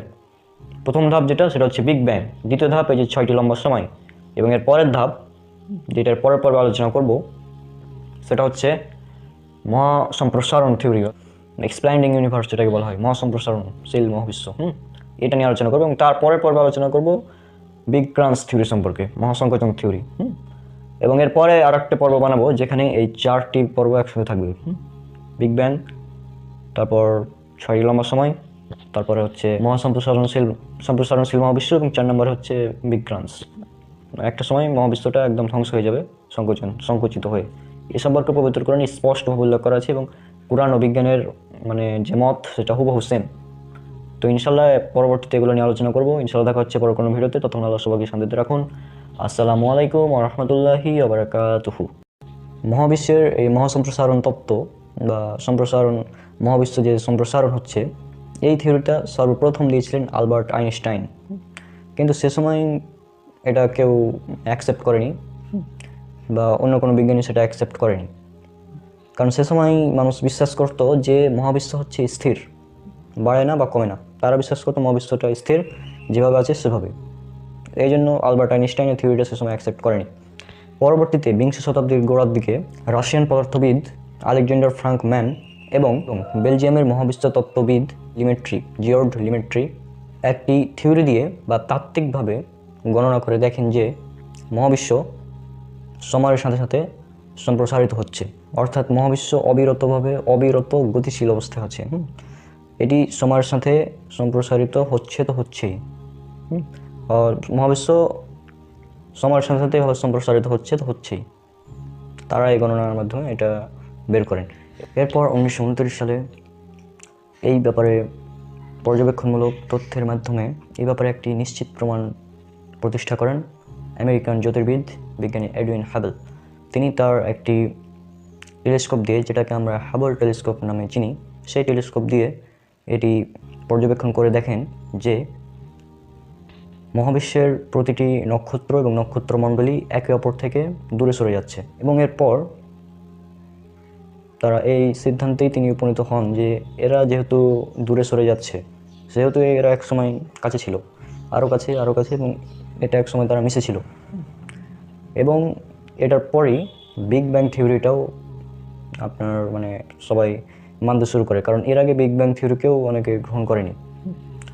এই আবিষ্কারের পরেই বিগ ব্যাং থিওরিকে সমর্থন করে অন্যান্য বিজ্ঞানীরা, এবং সাথে সাথে সম্প্রসারণশীল মহাবিশ্ব তত্ত্বটাও তারা সমর্থন করে। বিখ্যাত বিজ্ঞানী স্টিফেন হকিং তিনি তার বিখ্যাত বই ব্রিফ হিস্ট্রি অফ টাইম, এই বইয়ে উল্লেখ করেন যে এর চেয়ে যুগান্তকারী আবিষ্কার জ্যোতির্বিদ্যার ক্ষেত্রে দ্বিতীয় আর কোনো আবিষ্কার নেই। এরপর 2011 সালে আরও দুজন মার্কিন বিজ্ঞানী এই থিওরির উপর আরও গবেষণা করেন এবং তারা এর জন্য নোবেল পুরস্কারও পেয়েছিলেন। অর্থাৎ মোট কথা হলো যে সম্প্রসারণশীল মহাবিশ্ব এটি একটি প্রমাণিত বৈজ্ঞানিক সত্য। এবং এই ব্যাপারে বিজ্ঞানীরা অনেক পরিশ্রম করে আবিষ্কার করলেন এগুলা, অনেক থিওরি, অনেক গবেষণা, পর্যবেক্ষণ ইত্যাদির মাধ্যমে। কিন্তু এটা পবিত্র কোরআনে 1500 বছর আগে আল্লাহ সুবহানাহু ওয়া তাআলা উল্লেখ করে দিয়েছেন। এবার আমরা দেখি পবিত্র কোরআনে সেই তথ্যটি কোথায় উল্লেখ করা আছে। এটা উল্লেখ করা আছে সূরা জারিয়াত সূরা নম্বর 51 আয়াত নম্বর 47। এই আয়াতে আল্লাহ সুবহানাহু ওয়া তাআলা বলছেন, والسماء بنيناها بأيد وإنا لموسعون। আমি নিজ ক্ষমতা বলে মহাবিশ্ব সৃষ্টি করেছি এবং আমি এর সম্প্রসারণকারী। অর্থাৎ আল্লাহ সুবহানাহু ওয়া তাআলা নিজ ক্ষমতা বলে মহাবিশ্ব সৃষ্টি করেছেন এবং তিনিই এর সম্প্রসারণ করছেন। বিজ্ঞান 1929 সালের পরে আবিষ্কৃত হলো যে বিষয়টা, সেই বিষয়টা আজ থেকে 1500 বছর আগে পবিত্র কোরআনে খুব সুন্দরভাবে উল্লেখ করা আছে এই তথ্যটি যে মহাবিশ্ব সম্প্রসারণশীল। তো আশা করি বিষয়টা আপনারা বুঝতে পেরেছেন। আমরা পবিত্র কোরআনে আধুনিক বিজ্ঞান সিরিজের 5 নম্বর পর্বে আলোচনা করেছিলাম বিগ ব্যাং সম্পর্কে। এরপরে 22 নম্বর পর্বে আলোচনা করেছিলাম 6টি লম্বা সময় মহাবিশ্বের আত্মপ্রকাশ, এবং তারপর আমরা আলোচনা করেছিলাম 23 নম্বর পর্বে সম্প্রসারণ থিওরি সম্পর্কে। তো ওটা ছিল 3rd স্টেপ, আর আজকে 4th স্টেপ, যেটা হচ্ছে বিগ ট্রান্স। এই বিগ ট্রান্সের জিনিসটা আসলে কী প্রথমে আমরা জেনে নিই, তারপর দেখছি পবিত্র কোরআন এ সম্পর্কে কী তথ্য দিচ্ছে। মহাবিশ্বের সৃষ্টি নিয়ে বিগ ব্যাং বা মহাবিস্ফোরণ থিওরিটি বিজ্ঞান মহলে বেশ বিস্ময়কর অবস্থা সৃষ্টি করেছিল, এবং এই পর্যন্ত এই বিগ ব্যাং থিওরি একটি প্রতিষ্ঠিত সত্য যা বিজ্ঞান মহলের কাছে গ্রহণযোগ্যতা পেয়েছে। আর এই বিগ ব্যাং সম্পর্কে আমরা পবিত্র কোরআনে আধুনিক বিজ্ঞান সিরিজের 5 নম্বর পর্বে আলোচনা করেছিলাম। বিগ ব্যাংয়ের পরেই যে বিষয়টা উঠে এসেছিল সেটা হচ্ছে 6টি লম্বা সময়ে মহাবিশ্বের আত্মপ্রকাশ, যেটা আমরা আলোচনা করেছি 22 নম্বর পর্বে। এবং এর পরে যে বিষয়টা উঠে এসেছিল সেটা হচ্ছে মহাসম্প্রসারণ থিওরি, অর্থাৎ মহাবিশ্বের এভাবে প্রসারিত যে হতেই আছে এই থিওরিটা উঠে এসেছিল। সাম্প্রতিক বৈজ্ঞানিক তথ্য বিশ্লেষণ করার পরে বিজ্ঞানীরা বিগ ট্রান্স সম্পর্কে বলেছেন, এবং তারা যেটা বলেছেন সেটা হচ্ছে এইরকম যে মহাজাগতিক গড় ঘনত্ব যদি সংকট ঘনত্বের চেয়ে বেশি হয় তাহলে মহাকর্ষ বল ব্যাপক পরিমাণে বৃদ্ধি পাবে, এবং এই মহাকর্ষ বলটা এতটাই শক্তিশালী হবে যে গ্রহ নক্ষত্রগুলো একে অপরকে আকর্ষণ করবে। অর্থাৎ মহাবিশ্বে যে প্রসারণ হচ্ছে এই প্রসারণ হতে হতে একসময় এর আকর্ষণ বলে একদম কাছে চলে আসবে, অর্থাৎ একদম তারা সংকুচিত হতে শুরু করবে, অর্থাৎ মহাবিশ্বের প্রসারণ থেমে গিয়ে সংকোচন হওয়া শুরু করবে। এটাই বিজ্ঞানীরা বলছেন। আমেরিকান বিজ্ঞানী ফ্রিম্যান তিনি দেখিয়েছেন যে বিগ ক্রাঞ্চ শুরু হওয়ার 1 বিলিয়ন বছর পূর্বেই এই গ্যালাক্সির মধ্যে যে ফাঁকা স্পেসগুলো আছে এগুলা কমতে থাকবে, সংকুচিত হতে শুরু করবে। বিগ ক্রাঞ্চের 100 বিলিয়ন বছর আগেই একক গ্যালাক্সির মধ্যে যে ফাঁকা স্থান আছে সেগুলো আস্তে আস্তে সংকুচিত হতে শুরু করবে। এভাবে এই গ্যালাক্সিগুলো সংকুচিত হতে হতে গ্রহ নক্ষত্রগুলো একে অপরকে আকর্ষণ করবে এবং একসঙ্গে তারা মিলিত হবে এবং অতি উষ্ণ এবং অতি ঘন বস্তুপিণ্ডে পরিণত হবে। ব্যাপক প্রচণ্ড বিকট শব্দে তা বিস্ফোরিত হবে। আর এই অবস্থাটাকেই বলা হচ্ছে বিগ ক্রাঞ্চ বা মহাসংকোচন থিওরি। তো আমরা এতক্ষণ ধরে আলোচনা করলাম, অনেকে হয়তো বিষয়টা বুঝবেন না, যারা বিজ্ঞান সম্পর্কে কম বুঝেন তারা এই বিষয়টা ভালো মতো বুঝতে পারবেন না। তো আমি জাস্ট সংক্ষেপে একটু বলে নিচ্ছি, তারপরে দেখাচ্ছি। সেটা হচ্ছে যে মহাবিশ্ব এভাবে প্রসারিত হচ্ছে, এবার প্রসারিত হতে হতে একসময় প্রসারণটা থেমে যাবে, থেমে গিয়ে হঠাৎ করে মানে এভাবে আস্তে আস্তে তারা আকর্ষণ করবে এবং একসাথে গুটিয়ে আবার একটা ছোট্ট বস্তুপিণ্ডে পরিণত হবে। আর এই বিষয়টাকেই বলা হচ্ছে বিগ ক্রাঞ্চ বা মহাসংকোচন থিওরি। এবার আমরা দেখব পবিত্র কোরআন এই সম্পর্কে কী তথ্য দিচ্ছে। এই সম্পর্কে উল্লেখ করা আছে পবিত্র কোরআনের সূরা আল আম্বিয়া সূরা নম্বর 21 আয়াত নম্বর 104। এই আয়াতে উল্লেখ করা হয়েছে, আল্লাহ সুবহানাহু ওয়া তাআলা বলছেন, সেদিন আমি আসমান সমূহকে গুটিয়ে নিব যেভাবে গুটিয়ে রাখা হয় লিখিত দলিলপত্র। যেভাবে আমি প্রথম সৃষ্টির সূচনা করেছিলাম সেভাবে আমি সৃষ্টি করব, সেভাবে আমি পুনরায় সৃষ্টি করব। ওয়াদা পালন করা আমার কর্তব্য, আমি ওয়াদা পালন করবই। তাহলে দেখুন আল্লাহ সুবহানাহু ওয়া তাআলা এখানে বলছেন যে আমি আসমান সমূহকে গুটিয়ে নিব যেভাবে গোটানো হয় লিখিত দলিলপত্রাদি। বিষয়টা অনেকটা এরকম। এটা ধরেন মহাবিশ্ব, এটা মহাবিশ্ব। তো আল্লাহ সুবহানাহু ওয়া তাআলা বলছেন এই আসমান সমূহকে আমি গুটিয়ে নিব যেভাবে গোটানো হয়, যে আমরা লিখিত দলিলপত্র গোটাই না এভাবে, ঠিক এভাবে এভাবে। তো আল্লাহ সুবহানাহু ওয়া তাআলা বিষয়টা এভাবে বোঝাতে চেয়েছেন যে আমি আসমান সমূহকে গুটিয়ে নেব যেভাবে গোটানো হয় লিখিত দলিলপত্র দিই। আল্লাহ সুবহানাহু ওয়া তাআলা বলছেন আসমান সমূহ গুটিয়ে নেব, বিজ্ঞানীরা বলছেন মহাবিশ্ব সংকুচিত হয়ে যাবে। বিষয়টা একদম হুবহু সেম। আর বিজ্ঞানীরা এটা অনেক গবেষণার পরে আবিষ্কার করেছেন এই কিছুদিন আগে, কয়েক বছর আগে। কিন্তু আল্লাহ সুবহানাহু ওয়া তাআলা পবিত্র কোরআনে এটা বলেছেন আজ থেকে প্রায় ১৫০০ বছর আগে। পবিত্র কোরআনের কোনো তথ্য বিজ্ঞানের প্রতিষ্ঠিত সত্যের বিরুদ্ধে যাবে না। পবিত্র কোরআনের তথ্য বিজ্ঞানের যেগুলো থিওরি, যেগুলো এখনও সত্য নয়, সেগুলোর বিরুদ্ধে যাবে, তবে যেতে পারে। তবে যেটা একদম প্রতিষ্ঠিত সত্য সেটার বিরুদ্ধে পবিত্র কোরআন কখনোই যাবে না। সেক্ষেত্রে পবিত্র কোরআন এবং বিজ্ঞান একদম সেম। আর আমরা এই পবিত্র কোরআনে আধুনিক বিজ্ঞান সিরিজে এই বিষয়টাই আলোচনা করছি, যেগুলো বিজ্ঞানের প্রতিষ্ঠিত সত্য।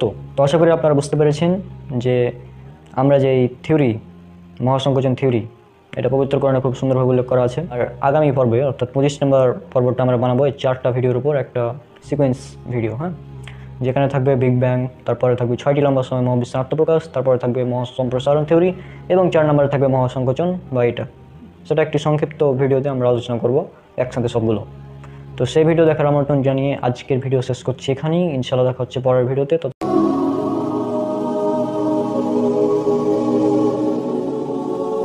মহাবিশ্বের সৃষ্টি নিয়ে বিজ্ঞানীরা যেসব তত্ত্ব দিয়েছিলেন তার মধ্যে সর্বপ্রথম যে তত্ত্বটি ছিল বা মহাবিশ্ব যে কয়েকটি স্টেপে তৈরি হয়েছে তার মধ্যে প্রথম স্টেপ যেটা ছিল সেটা ছিল বিগ ব্যাং।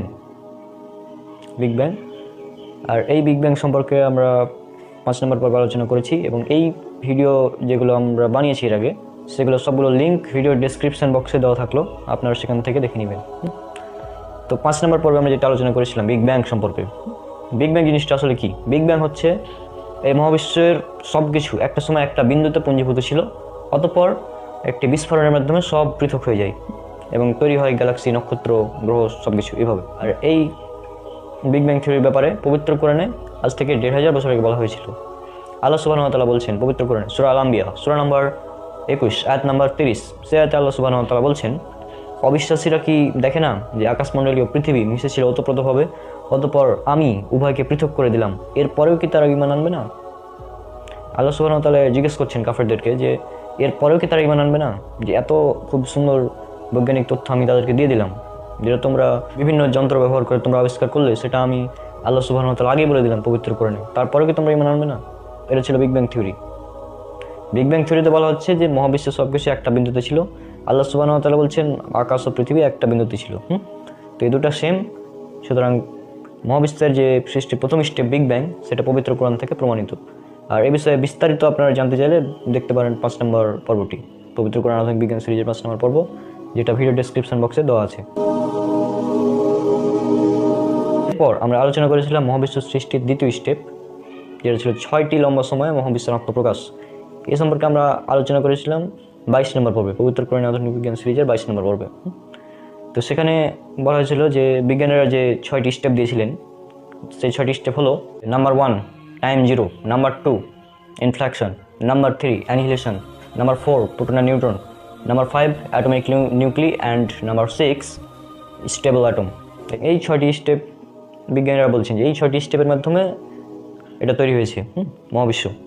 আর আল্লাহ সুবহানাহু ওয়া তাআলা বলছেন পবিত্র কোরআনে অসংখ্য জায়গায়, যেমন উল্লেখ করে সূরা হাদিদ সূরা নম্বর 57 আয়াত নম্বর 4, সূরা আরাফ সূরা নম্বর 7 আয়াত নম্বর 54, এরপরে সূরা ইউনুস সূরা নম্বর 10 আয়াত নম্বর 3, এরপরে সূরা হুদ সূরা নম্বর 11 আয়াত নম্বর 7, এরপরে সূরা ফুরকান সূরা নম্বর 25 আয়াত নম্বর 59, এরপরে সূরা ফুসিলাত বা হামিম সাজদা সূরা নম্বর 41 আয়াত 9 থেকে 12, এরপরে সূরা সাজদা সূরা নম্বর 32 আয়াত নম্বর 4, এরপরে সূরা কাফ সূরা নম্বর 50 আয়াত নম্বর 38। এছাড়াও আরও কয়েকটি আয়াত উল্লেখ করা আছে যেখানে বলা হচ্ছে যে আল্লাহ সুবহানাহু ওয়া তাআলা আকাশমণ্ডলী সৃষ্টি করেছেন, মহাবিশ্ব সৃষ্টি করেছেন, নবমণ্ডল ভূমণ্ডল যা আছে তা সৃষ্টি করেছেন 6টি লম্বা সময়, 6টি আইয়ামে। আইয়াম শব্দের অর্থ হচ্ছে একটি অনির্দিষ্ট লম্বা সময়, লম্বা সময়, যেটা আমরা আলোচনা করেছিলাম 22 নম্বর পর্বে।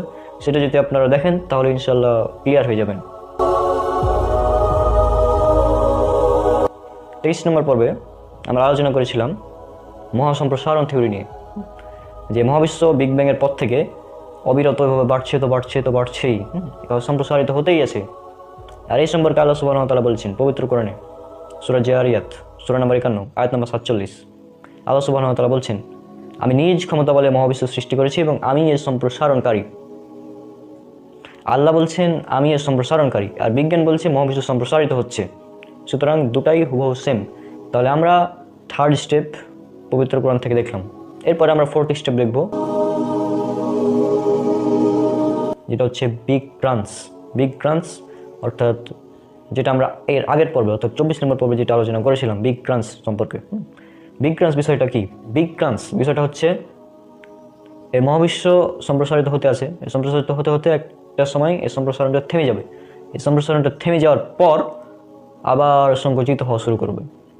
এটা বিজ্ঞানীরা বলছেন এবং এটা হচ্ছে বিগ ক্রাঞ্চ থিওরি। আর এই বিগ ক্রাঞ্চ সম্পর্কেও পবিত্র কোরআনে স্পষ্টভাবে উল্লেখ আছে সূরা আম্বিয়া সূরা নম্বর 21 আয়াত নম্বর 104। এই আয়াতে আল্লাহ সুবহানাহু ওয়া তাআলা বলছেন, আমি আকাশমণ্ডলীকে সেদিন গুটিয়ে নেব যেভাবে গোটানো হয় লিখিত দলিল পত্রাদি। তাহলে দেখুন 4টি স্টেপ বিগ ব্যাং, যেটা পবিত্র কোরআন থেকে আমরা দেখেছি। এরপরের স্টেপ 6টি লম্বা সময়ে মহাবিশ্বের আত্মপ্রকাশ, এটা আমরা পবিত্র কোরআন থেকে দেখেছি। এবং 3 নম্বর স্টেপ যেটা হচ্ছে মহাবিশ্ব সম্প্রসারণ, এটা আমরা পবিত্র কোরআন থেকে দেখলাম। এবং 4 নম্বর স্টেপ যেটা হচ্ছে বিগ ক্রাঞ্চ, মহাবিশ্ব একটা সময় সংকুচিত হয়ে ধ্বংস হয়ে যাবে, এটা আমরা পবিত্র কোরআন থেকে দেখলাম। তো আজকের এই ভিডিওতে আমরা 4টি স্টেপই একসাথে দেখে নিলাম। আজকে সংক্ষেপে আলোচনা করলাম, অনেকে হয়তো বিষয়টা বুঝবেন না। যারা ভিডিওগুলো দেখেননি তারা আবার এই 4টি ভিডিও দেখে আসুন, সেখানে স্পষ্টভাবে বর্ণনা করা আছে এবং সেখানে বিস্তারিতভাবে আলোচনা করা আছে। তো আপনারা সেই ভিডিওগুলো দেখুন এবং যাচাই করুন আপনি কি করছেন, মানে আপনি যে ধর্মে আছেন সেই ধর্মটা কি সঠিক, এটা আপনারা দেখুন। এই পৃথিবীতে আল্লাহ সুবহানাহু ওয়া তাআলা মাত্র একটা ধর্মই পাঠিয়েছেন, আমাদের সৃষ্টিকর্তা একজনই, তিনি একটাই ধর্ম পাঠিয়েছেন এবং সেই ধর্মটা হচ্ছে ইসলাম। ইসলাম মানে আল্লাহ সুবহানাহু ওয়া তাআলার কাছে আত্মসমর্পণ করা। আর পবিত্র কোরআনে আধুনিক বিজ্ঞান সিরিজ এর মাধ্যমে আমরা দেখাতে চাচ্ছি যে আধুনিক বিজ্ঞান এবং কোরআন এর মধ্যে যে একটি সামঞ্জস্যতা রয়েছে, এই সামঞ্জস্যটা আমরা এই সিরিজের মাধ্যমে তুলে ধরছি। বিজ্ঞানের যেসব প্রতিষ্ঠিত সত্য সেগুলো পবিত্র কোরআনে আগে থেকে বলা আছে। বিজ্ঞানের প্রতিষ্ঠিত সত্যের সাথে কোরআনের তথ্যের অমিল হবে না, কখনোই হবে না। কারণ যেটা বিজ্ঞান যার, পবিত্র কোরআনও তার। আল্লাহ সুবহানাহু ওয়া তাআলা হচ্ছে মহাজ্ঞানী, তিনি মানুষকে জ্ঞান দান করেছেন এবং সেই জ্ঞান থেকেই বিজ্ঞানীরা এগুলো আবিষ্কার করছে। আর তিনি যেহেতু সব কিছু স্রষ্টা, তো তিনি জানেন, এবং তিনি আগে থেকেই বলে দিয়েছেন এগুলো পবিত্র কোরআনে। পবিত্র কোরআনে এ পর্যন্ত আমরা মোট 24টি বিষয় নিয়ে ভিডিও বানিয়েছি এবং ভবিষ্যতে ইনশাআল্লাহ এই বিষয়ে আরও অনেকগুলো ভিডিও আসছে। আপনারা পবিত্র কোরআন আধুনিক বিজ্ঞান সিরিজের ভিডিওগুলো দেখুন এবং দেখুন পবিত্র কোরআন যে কতটা বিশুদ্ধ এবং এটা একমাত্র আল্লাহ সুবহানাহু ওয়া তাআলা থেকে এসেছে, এটা আপনারা আপনাদের চোখে আঙ্গুল দিয়ে দেখিয়ে দেওয়া হচ্ছে যে আল্লাহ সুবহানাহু ওয়া তাআলার পক্ষ থেকে এই পবিত্র কোরআন নাজিল করা হয়েছে। এরপরে যদি আপনারা না মানেন সেটা আপনাদের ব্যাপার। আল্লাহ সুবহানাহু ওয়া তাআলা বলেছেন সূরা নাহল সূরা নম্বর 16 আয়াত নম্বর 82, সেখানে বলা হচ্ছে তোমার দায়িত্ব শুধু সুস্পষ্টভাবে বাণী পৌঁছে দেওয়া। তো আমরা সেটাই করছি, আমরা জাস্ট বাণীটা পৌঁছে দিচ্ছি আপনাদের কাছে। আপনারা মানবেন কি না মানবেন সেটা আপনাদের ব্যাপার, আপনাদের ব্যাপার। আপনারা না মানলে আমাদের কিছু করার নেই। আমরা জাস্ট যেটা সত্য সেটা উপস্থাপন করব, আর এভাবে আমরা দাওয়াতি কাজ চালিয়ে যাবো ইনশাআল্লাহ। তো দেখা হচ্ছে ইনশাআল্লাহ আগামী কোনো ভিডিওতে। ইনশাআল্লাহ পবিত্র কোরআনে আধুনিক বিজ্ঞান সিরিজে আরও অনেকগুলো ভিডিও আসছে, সবাই ভিডিওগুলো দেখবেন। আর ভিডিওগুলো অমুসলিমদের কাছে আপনারা ছড়িয়ে দেবেন, যারা অমুসলিম নাস্তিক আছে তাদের কাছে ছড়িয়ে দেবেন। আপনারা এই ভিডিওগুলো আমার ইউটিউব চ্যানেলে পেয়ে যাবেন, এছাড়া পাবেন ফেসবুক পেজে। এবং আপনারা চাইলে ভিডিওগুলো শেয়ার করতে পারেন অথবা ডাউনলোড করে নিজেদের ফাইলে ইউটিউব চ্যানেলে সব জায়গায় আপলোড করে ছড়িয়ে দিতে পারেন। আমাদের মূল উদ্দেশ্য হচ্ছে দাওয়াত দেওয়া, আপনারা যেভাবে ইচ্ছা দাওয়াত দিতে পারেন। আচ্ছা, আপনারা কি জানেন এই পৃথিবীর অভ্যন্তরে কি রয়েছে? এই পৃথিবীর অভ্যন্তরে রয়েছে অত্যন্ত উত্তপ্ত এবং গলিত লোহা।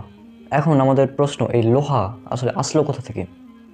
এই পৃথিবীর বা সৌরজগতের কোনো ছোটোখাটো নক্ষত্রের কোনো ক্ষমতাই নেই, মাত্র এক অণুপরিমাণ লোহা তৈরি করার কোনো ক্ষমতা নাই। তাহলে এটা আসলো কোথা থেকে? এই লোহা এলো আসলে কোথা থেকে? যদি আমাদের সৌরজগতের এটা উৎপন্ন করার কোনো ক্ষমতাই নাই, তাহলে লোহা এলো কোথা থেকে? সম্প্রতি বিজ্ঞানীগণ যেসব তথ্য উদ্ঘাটন করেছেন তা হলো আমাদের এই পৃথিবীতে প্রাপ্ত লোহা এটা মহাবিশ্বের বড় বড় নক্ষত্র ধ্বংস হয়ে টুকরো টুকরো হয়ে তারপরে আমাদের পৃথিবীতে এসেছে। মহাবিশ্বের বড় বড় নক্ষত্রগুলোর কেন্দ্রে ভারী ধাতুগুলো উৎপন্ন হয়ে থাকে। মনে রাখতে হবে, আমাদের সৌরজগতের ছোটোখাটো নক্ষত্রের কিন্তু কোনো ক্ষমতা নেই, এক বিন্দু পরিমাণ, এক অণুপরিমাণ লোহা তৈরি করার কোনো ক্ষমতাই নেই আমাদের এই সৌরজগতের।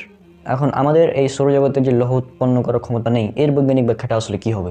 আমাদের সূর্যের উপরিভাগের তাপমাত্রা হচ্ছে 600 ডিগ্রি সেন্টিগ্রেড বা প্রায় 11,000 ডিগ্রি ফারেনহাইট। আর সূর্যের অভ্যন্তরে বা মিডিলে বা সূর্যের ইনার কোর যেটা, এই কোরের তাপমাত্রা হচ্ছে 2 কোটি ডিগ্রি সেন্টিগ্রেড বা 3.50 কোটি ডিগ্রি ফারেনহাইট। 2 কোটি ডিগ্রি সেন্টিগ্রেড অথবা 3.50 কোটি ডিগ্রি ফারেনহাইট হচ্ছে সূর্যের ইনার কোরের তাপমাত্রা। আর লৌহ একমাত্র উৎপন্ন হতে পারে আমাদের সূর্যের চেয়েও অনেক বড় বড় নক্ষত্র থেকে, যাদের তাপমাত্রা বিলিয়ন ডিগ্রি পর্যন্ত পৌঁছে যায়। অর্থাৎ এই হতে প্রতীয়মান হয় যে আমাদের এই সৌরজগতের ছোটোখাটো নক্ষত্রের কোনো ক্ষমতাই নেই এক পরমাণু পরিমাণ লোহা তৈরি করার। অ্যাস্ট্রোফিজিক্স সায়েন্টিস্টগণ বর্তমানে তারা স্বীকার করেন যে আমাদের সম্পূর্ণ সৌরজগতের পুরো শক্তি মিলেও এক পরমাণু পরিমাণ লোহা উৎপন্ন করতে পারবে না। তারা বলেন লোহা উৎপন্ন করার জন্য আমাদের এই সৌরজগতের চেয়েও 400 গুণ বেশি শক্তির প্রয়োজন হবে।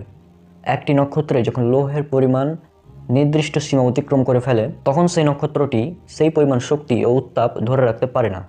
অবশেষে সেটি বিস্ফোরিত হয়ে যায়, আর এই বিস্ফোরণটিকে বলা হয় সুপারনোভা বিস্ফোরণ। আর এই সুপারনোভা সম্পর্কে হয়তো আপনারা অনেকেই অবগত আছেন। আর এই বিস্ফোরণের ফলে লৌহ বহনকারী উল্কাগুলো বিশ্ব ব্রহ্মাণ্ডে ছড়িয়ে ছিটিয়ে যায় এবং তারা ততক্ষণ পর্যন্ত মহাশূন্যে চলাফেরা করতে থাকে যতক্ষণ না তারা মহাবিশ্বের বিভিন্ন গ্রহ, উল্কা, নক্ষত্র, উপগ্রহ ইত্যাদি দ্বারা আকর্ষিত বা আকৃষ্ট না হয়। মাধ্যাকর্ষণ শক্তি আছে এরকম কোনো গ্রহ বা উপগ্রহের কাছে আসলে এই গ্রহ বা উপগ্রহগুলো এই উল্কাগুলোকে নিজের ভিতরে টেনে নেয়।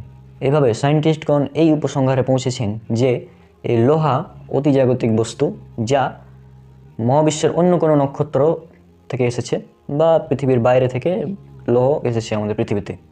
অর্থাৎ মোট কথা হচ্ছে লৌহ পৃথিবীতে ছিল না, পৃথিবীর বাইরে থেকে পৃথিবীতে এসেছে। এবার চলুন আমরা দেখি এই লৌহ সম্পর্কে পবিত্র কোরআন আমাদের কী তথ্য দিচ্ছে। লৌহ সম্পর্কে পবিত্র কোরআন এক বেশ গুরুত্বপূর্ণ তথ্য দিয়েছে এবং এই লৌহকে বিশেষ গুরুত্বের সাথে আল্লাহ সুবহানাহু ওয়া তাআলা উল্লেখ করেছেন। আর এই লৌহ সম্পর্কে যে লৌহ যে পৃথিবীর বাইরে থেকে এসেছে এটা উল্লেখ করা হয়েছে পবিত্র কোরআনে সূরা হাদিদ সূরা নম্বর 57 আয়াত নম্বর 25। অর্থাৎ সূরা হাদিদের 25 নম্বর আয়াতে আল্লাহ সুবহানাহু ওয়া তাআলা বলছেন, আর আমি নাজিল করেছি লৌহ, নাজিল বা প্রেরণ করেছি লৌহ, যাতে রয়েছে প্রচণ্ড শক্তি এবং রয়েছে মানুষের জন্য বহু কল্যাণ বা উপকার। তাহলে দেখুন, আজ থেকে 1500 বছর আগে, 1400 বছর আগে একটি গ্রন্থে কে কথা বলতে পারে যে এই লৌহ এসেছে পৃথিবীর বাইরে থেকে, অর্থাৎ পৃথিবীর বাইরে থেকে লৌহকে পৃথিবীতে নাজিল করা হয়েছে বা প্রেরণ করা হয়েছে। এবার চলুন এই লৌহ সম্পর্কে আরও কয়েকটি অলৌকিক বিষয়গুলো আমরা জেনে নিই। এই পৃথিবীর অভ্যন্তরে বা মিডিলে রয়েছে বা ইনার করে রয়েছে লৌহ, অত্যন্ত উত্তপ্ত এবং গলিত লৌহ। এবং পবিত্র কোরআনের দিকে যদি আমরা লক্ষ্য করি, পবিত্র কোরআনে মোট সূরা রয়েছে 114টি। আর মজার ব্যাপার হলো, আপনারা যদি এই 114কে 2 দ্বারা ভাগ করেন তাহলে পাবেন 57। আর ঠিক এই 57 নম্বরে রয়েছে আমাদের সূরা হাদিদ। আর এই সূরা হাদিদ যার অর্থ হচ্ছে লৌহ।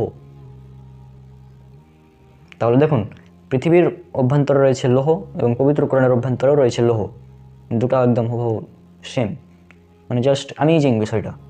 এবার দেখুন, আরও একটু বিশ্বের হতবাক হওয়ার জন্য প্রস্তুত হয়ে যান। লৌহ বা সূরা হাদিদ, হাদিদ শব্দটিতে রয়েছে মোট 4টি আরবি হরফ বা অক্ষর। এই 4টি হরফ হলো হা, দাল, ইয়া, দাল। আর আপনারা সবাই অবগত আছেন বা জানেন যে আরবি যে 29টি হরফ রয়েছে, এই আরবি 29টি হরফের একটি সংখ্যাগত মান রয়েছে, যেই সংখ্যাগত মান আপনারা স্ক্রিনে দেখতে পাচ্ছেন। তো এই সংখ্যাগত মানগুলোকে যদি আমরা লিখি এবং যোগ করি, প্রথমে যে হরফটি রয়েছে সেটা হচ্ছে হা, যার সংখ্যাগত মান আপনারা দেখতে পাচ্ছেন স্ক্রিনে। এরপরে রয়েছে দাল, এরপরে রয়েছে ইয়া, এরপরে রয়েছে দাল। তো এই 4টিকে যদি আমরা যোগ করি, যার যোগফল হবে 26 বা 26। আর এই 26 এটা কি আপনারা কি জানেন? আপনারা কি মনে আছে 26 জিনিসটা কি? এই 26 হচ্ছে লৌহ এর পারমাণবিক সংখ্যা, যারা 9-10 সায়েন্স পড়েছেন, 9-10 যারা সায়েন্স পড়েছেন তারা এই বিষয়ে অবগত আছেন যে এই 26 হচ্ছে লোহার পারমাণবিক সংখ্যা, আয়রনের পারমাণবিক সংখ্যা 26। অ্যামেজিং। আর আয়রনের 2টি আইসোটোপ রয়েছে যাদের ভরের মান হচ্ছে 57 এবং 58। আর মজার ব্যাপার হলো যে আপনারা যদি পবিত্র কোরআনের প্রথম থেকে, শুরু থেকে, উপর থেকে যদি গুনতে থাকেন এভাবে, তাহলে ঠিক 57 নম্বরে পাবেন সূরা হাদিদ। আবার যদি নিচ থেকে গণনা শুরু করেন, পবিত্র কোরআনের একদম নিচ থেকে, তাহলে ঠিক 58 নম্বরে পাবেন সূরা হাদিদ। তাহলে দেখুন, খুব সুন্দর গাণিতিক প্যাটার্নে এখানে লৌহর 2টি আইসোটোপকে উল্লেখ করে দেওয়া হয়েছে। এবার দেখুন আল হাদিদ সম্পূর্ণ শব্দটি। আর এই আল হাদিদ এই শব্দটিতে মোট অক্ষর বা হরফ রয়েছে 6টি, যেগুলো হচ্ছে আলিফ, লাম, হা, দাল, ইয়া, দাল। তো এই 6টি হরফ এর সংখ্যাগত মান যদি আমরা যোগ করি, তাহলে আপনারা যোগফল স্ক্রিনে দেখতে পাচ্ছেন। এই যোগফল হবে ঠিক 57, যা এই 57 হচ্ছে পবিত্র কোরআনে সূরা হাদিদ এর অবস্থান। এই সূরা হাদিদে অসংখ্য গাণিতিক প্যাটার্ন উল্লেখ রয়েছে, যেগুলো বিস্তারিত আলোচনা করতে গেলে ভিডিও অনেক লম্বা হয়ে যাবে। তাই আপনারা ভিডিও ডিসক্রিপশানটা চেক করুন। এই যে ভিডিওর টাইটেল লেখা আছে যেখানে, এই টাইটেল একটা ক্লিক করবেন, তাহলে নিচে একদম সুন্দরভাবে ব্যাখ্যাগুলো পেয়ে যাবেন। এই ডেসক্রিপশান বক্সটা আপনারা জাস্ট চেক করুন সম্পূর্ণ। এখানে জাস্ট একটু কষ্ট করে পড়ে নিন, তাহলে ইনশাল্লাহ আপনারা বুঝতে পারবেন এখানে কত গাণিতিক প্যাটার্ন উল্লেখ করা রয়েছে। কারণ এগুলো বিস্তারিত আলোচনা করতে গেলে ভিডিও অনেক লম্বা হয়ে যাবে। আরেকটি বিষয় আপনারা লক্ষ্য করুন, সূরা হাদিদে 25 নম্বর আয়াতে উল্লেখ করা হয়েছে এই লোহা নাজিল করার কথা। তো আমরা বিসমিল্লাহ সহ যদি এই 25 নম্বর দেখি, বিসমিল্লাহ সহ এই 25 নম্বর আয়াত পর্যন্ত যদি দেখি, যেখানে বলা হচ্ছে লোহা সম্পর্কে, তাহলে বিসমিল্লাহ সহ যদি আয়াতটা গণনা করেন, তাহলে ঠিক 26 নম্বর পাবেন এই আয়াতটি। আর এই 26 কি সেটা আপনারা জানেন, লোহার পারমাণবিক সংখ্যা। সুতরাং বিসমিল্লাহ সহ যদি ধরেন, তাহলে ঠিক 26 নম্বরে অবস্থান করছে লোহার এই আয়াতটি। দেখুন, পবিত্র কোরআন আল্লাহ সুবহানাহু ওয়া তাআলা কত গাণিতিক প্যাটার্নে, কত বৈজ্ঞানিক ব্যাখ্যা দিয়ে আল্লাহ সুবহানাহু ওয়া তাআলা এই কোরআনটা নাজিল করেছেন। আপনারা জাস্ট চিন্তা করুন, মহান সৃষ্টিকর্তা আল্লাহ সুবহানাহু ওয়া তাআলা ছাড়া এই কোরআন কে রচনা করতে পারে ভাই? যারা অমুসলিম আছেন তারা এবং নাস্তিক আছেন তারা এই বিষয়টা নিয়ে চিন্তা করবেন। মানে এই বিষয়টা আমি নিজে দেখার পর নিজেই অনেকটা হতবাক হয়ে আছি। আশা করি আজকের ভিডিওটি আপনাদের অনেক ভালো লেগেছে। আর ভিডিওটি সম্পূর্ণ ব্যাখ্যা করা সম্ভব হলো না, নিচে আপনারা ডিসক্রিপশন বক্সে দেখে নেবেন ইনশাল্লাহ। আচ্ছা, কেমন হতো যদি আমরা মুহূর্তের মধ্যে এক জায়গা থেকে অন্য জায়গায় পৌঁছাতে পারতাম? যেমনইভাবে আমরা আমাদের মোবাইলে থাকা ফটো বা ভিডিওস মেসেঞ্জারের মাধ্যমে বা হোয়াটসঅ্যাপের মাধ্যমে বা সোশ্যাল মিডিয়ার মাধ্যমে আমরা এক স্থান থেকে অন্য স্থানে মুহূর্তের মধ্যে ট্রান্সফার করতে পারি, এমনইভাবে যদি আমরা নিজেরাই এক জায়গা থেকে অন্য জায়গায় এভাবে ট্রান্সফার হতে পারতাম, তাহলে কেমন হতো বিষয়টা, তাই না? সহজেই 1 সেকেন্ডের মধ্যে বাংলাদেশ থেকে আমেরিকা, আমেরিকা থেকে বাংলাদেশ, বাংলাদেশ থেকে জাপান, মানে আমরা মুহূর্তের মধ্যে, সেকেন্ডের মধ্যে যাতায়াত করতে পারতাম। এরকম একটা থিওরি বিজ্ঞানে আছে এবং এই সম্পর্কে পবিত্র কোরআনেও একটি ঘটনা উল্লেখ আছে। তো আজকের এপিসোডে আমরা সে বিষয়টাই দেখব। তো চলুন শুরু করা যাক। এই থিওরিটি এক জায়গা থেকে অন্য জায়গায় ট্রান্সফার মুহূর্তের মধ্যে, এই থিওরিটিকে বলা হয় টেলিপোর্ট বা টেলিপোর্টেশন। বিজ্ঞান টেলিপোর্টেশন থিওরি সম্পর্কে যে সকল তথ্য দিয়েছে তা হলো কোনো বস্তুকে এক জায়গা থেকে অন্য জায়গায় ট্রান্সফার করা যায়। ধরুন একটা বস্তু আছে ঢাকাতে, তো আমি সে বস্তুটা ঢাকা থেকে রাজশাহীতে ট্রান্সফার করব, কিন্তু সময় লাগবে মাত্র 1 সেকেন্ড বা তারও কম। এই সময়ের মধ্যেই আমি ওই বস্তুটাকে এখান থেকে ওখানে ট্রান্সফার করে দেব এবং এটা হবে একটা মেশিনের মাধ্যমে। তো এই থিওরিটা সায়েন্টিস্টগণ অনেক আগে দিয়েছিলেন এবং 1993 সালে কিছু বিজ্ঞানী ফোটনকে এক জায়গা থেকে অন্য জায়গায় প্রায় 143 কিলোমিটার পর্যন্ত টেলিপোর্ট করতে তারা সক্ষম হয়েছিলেন।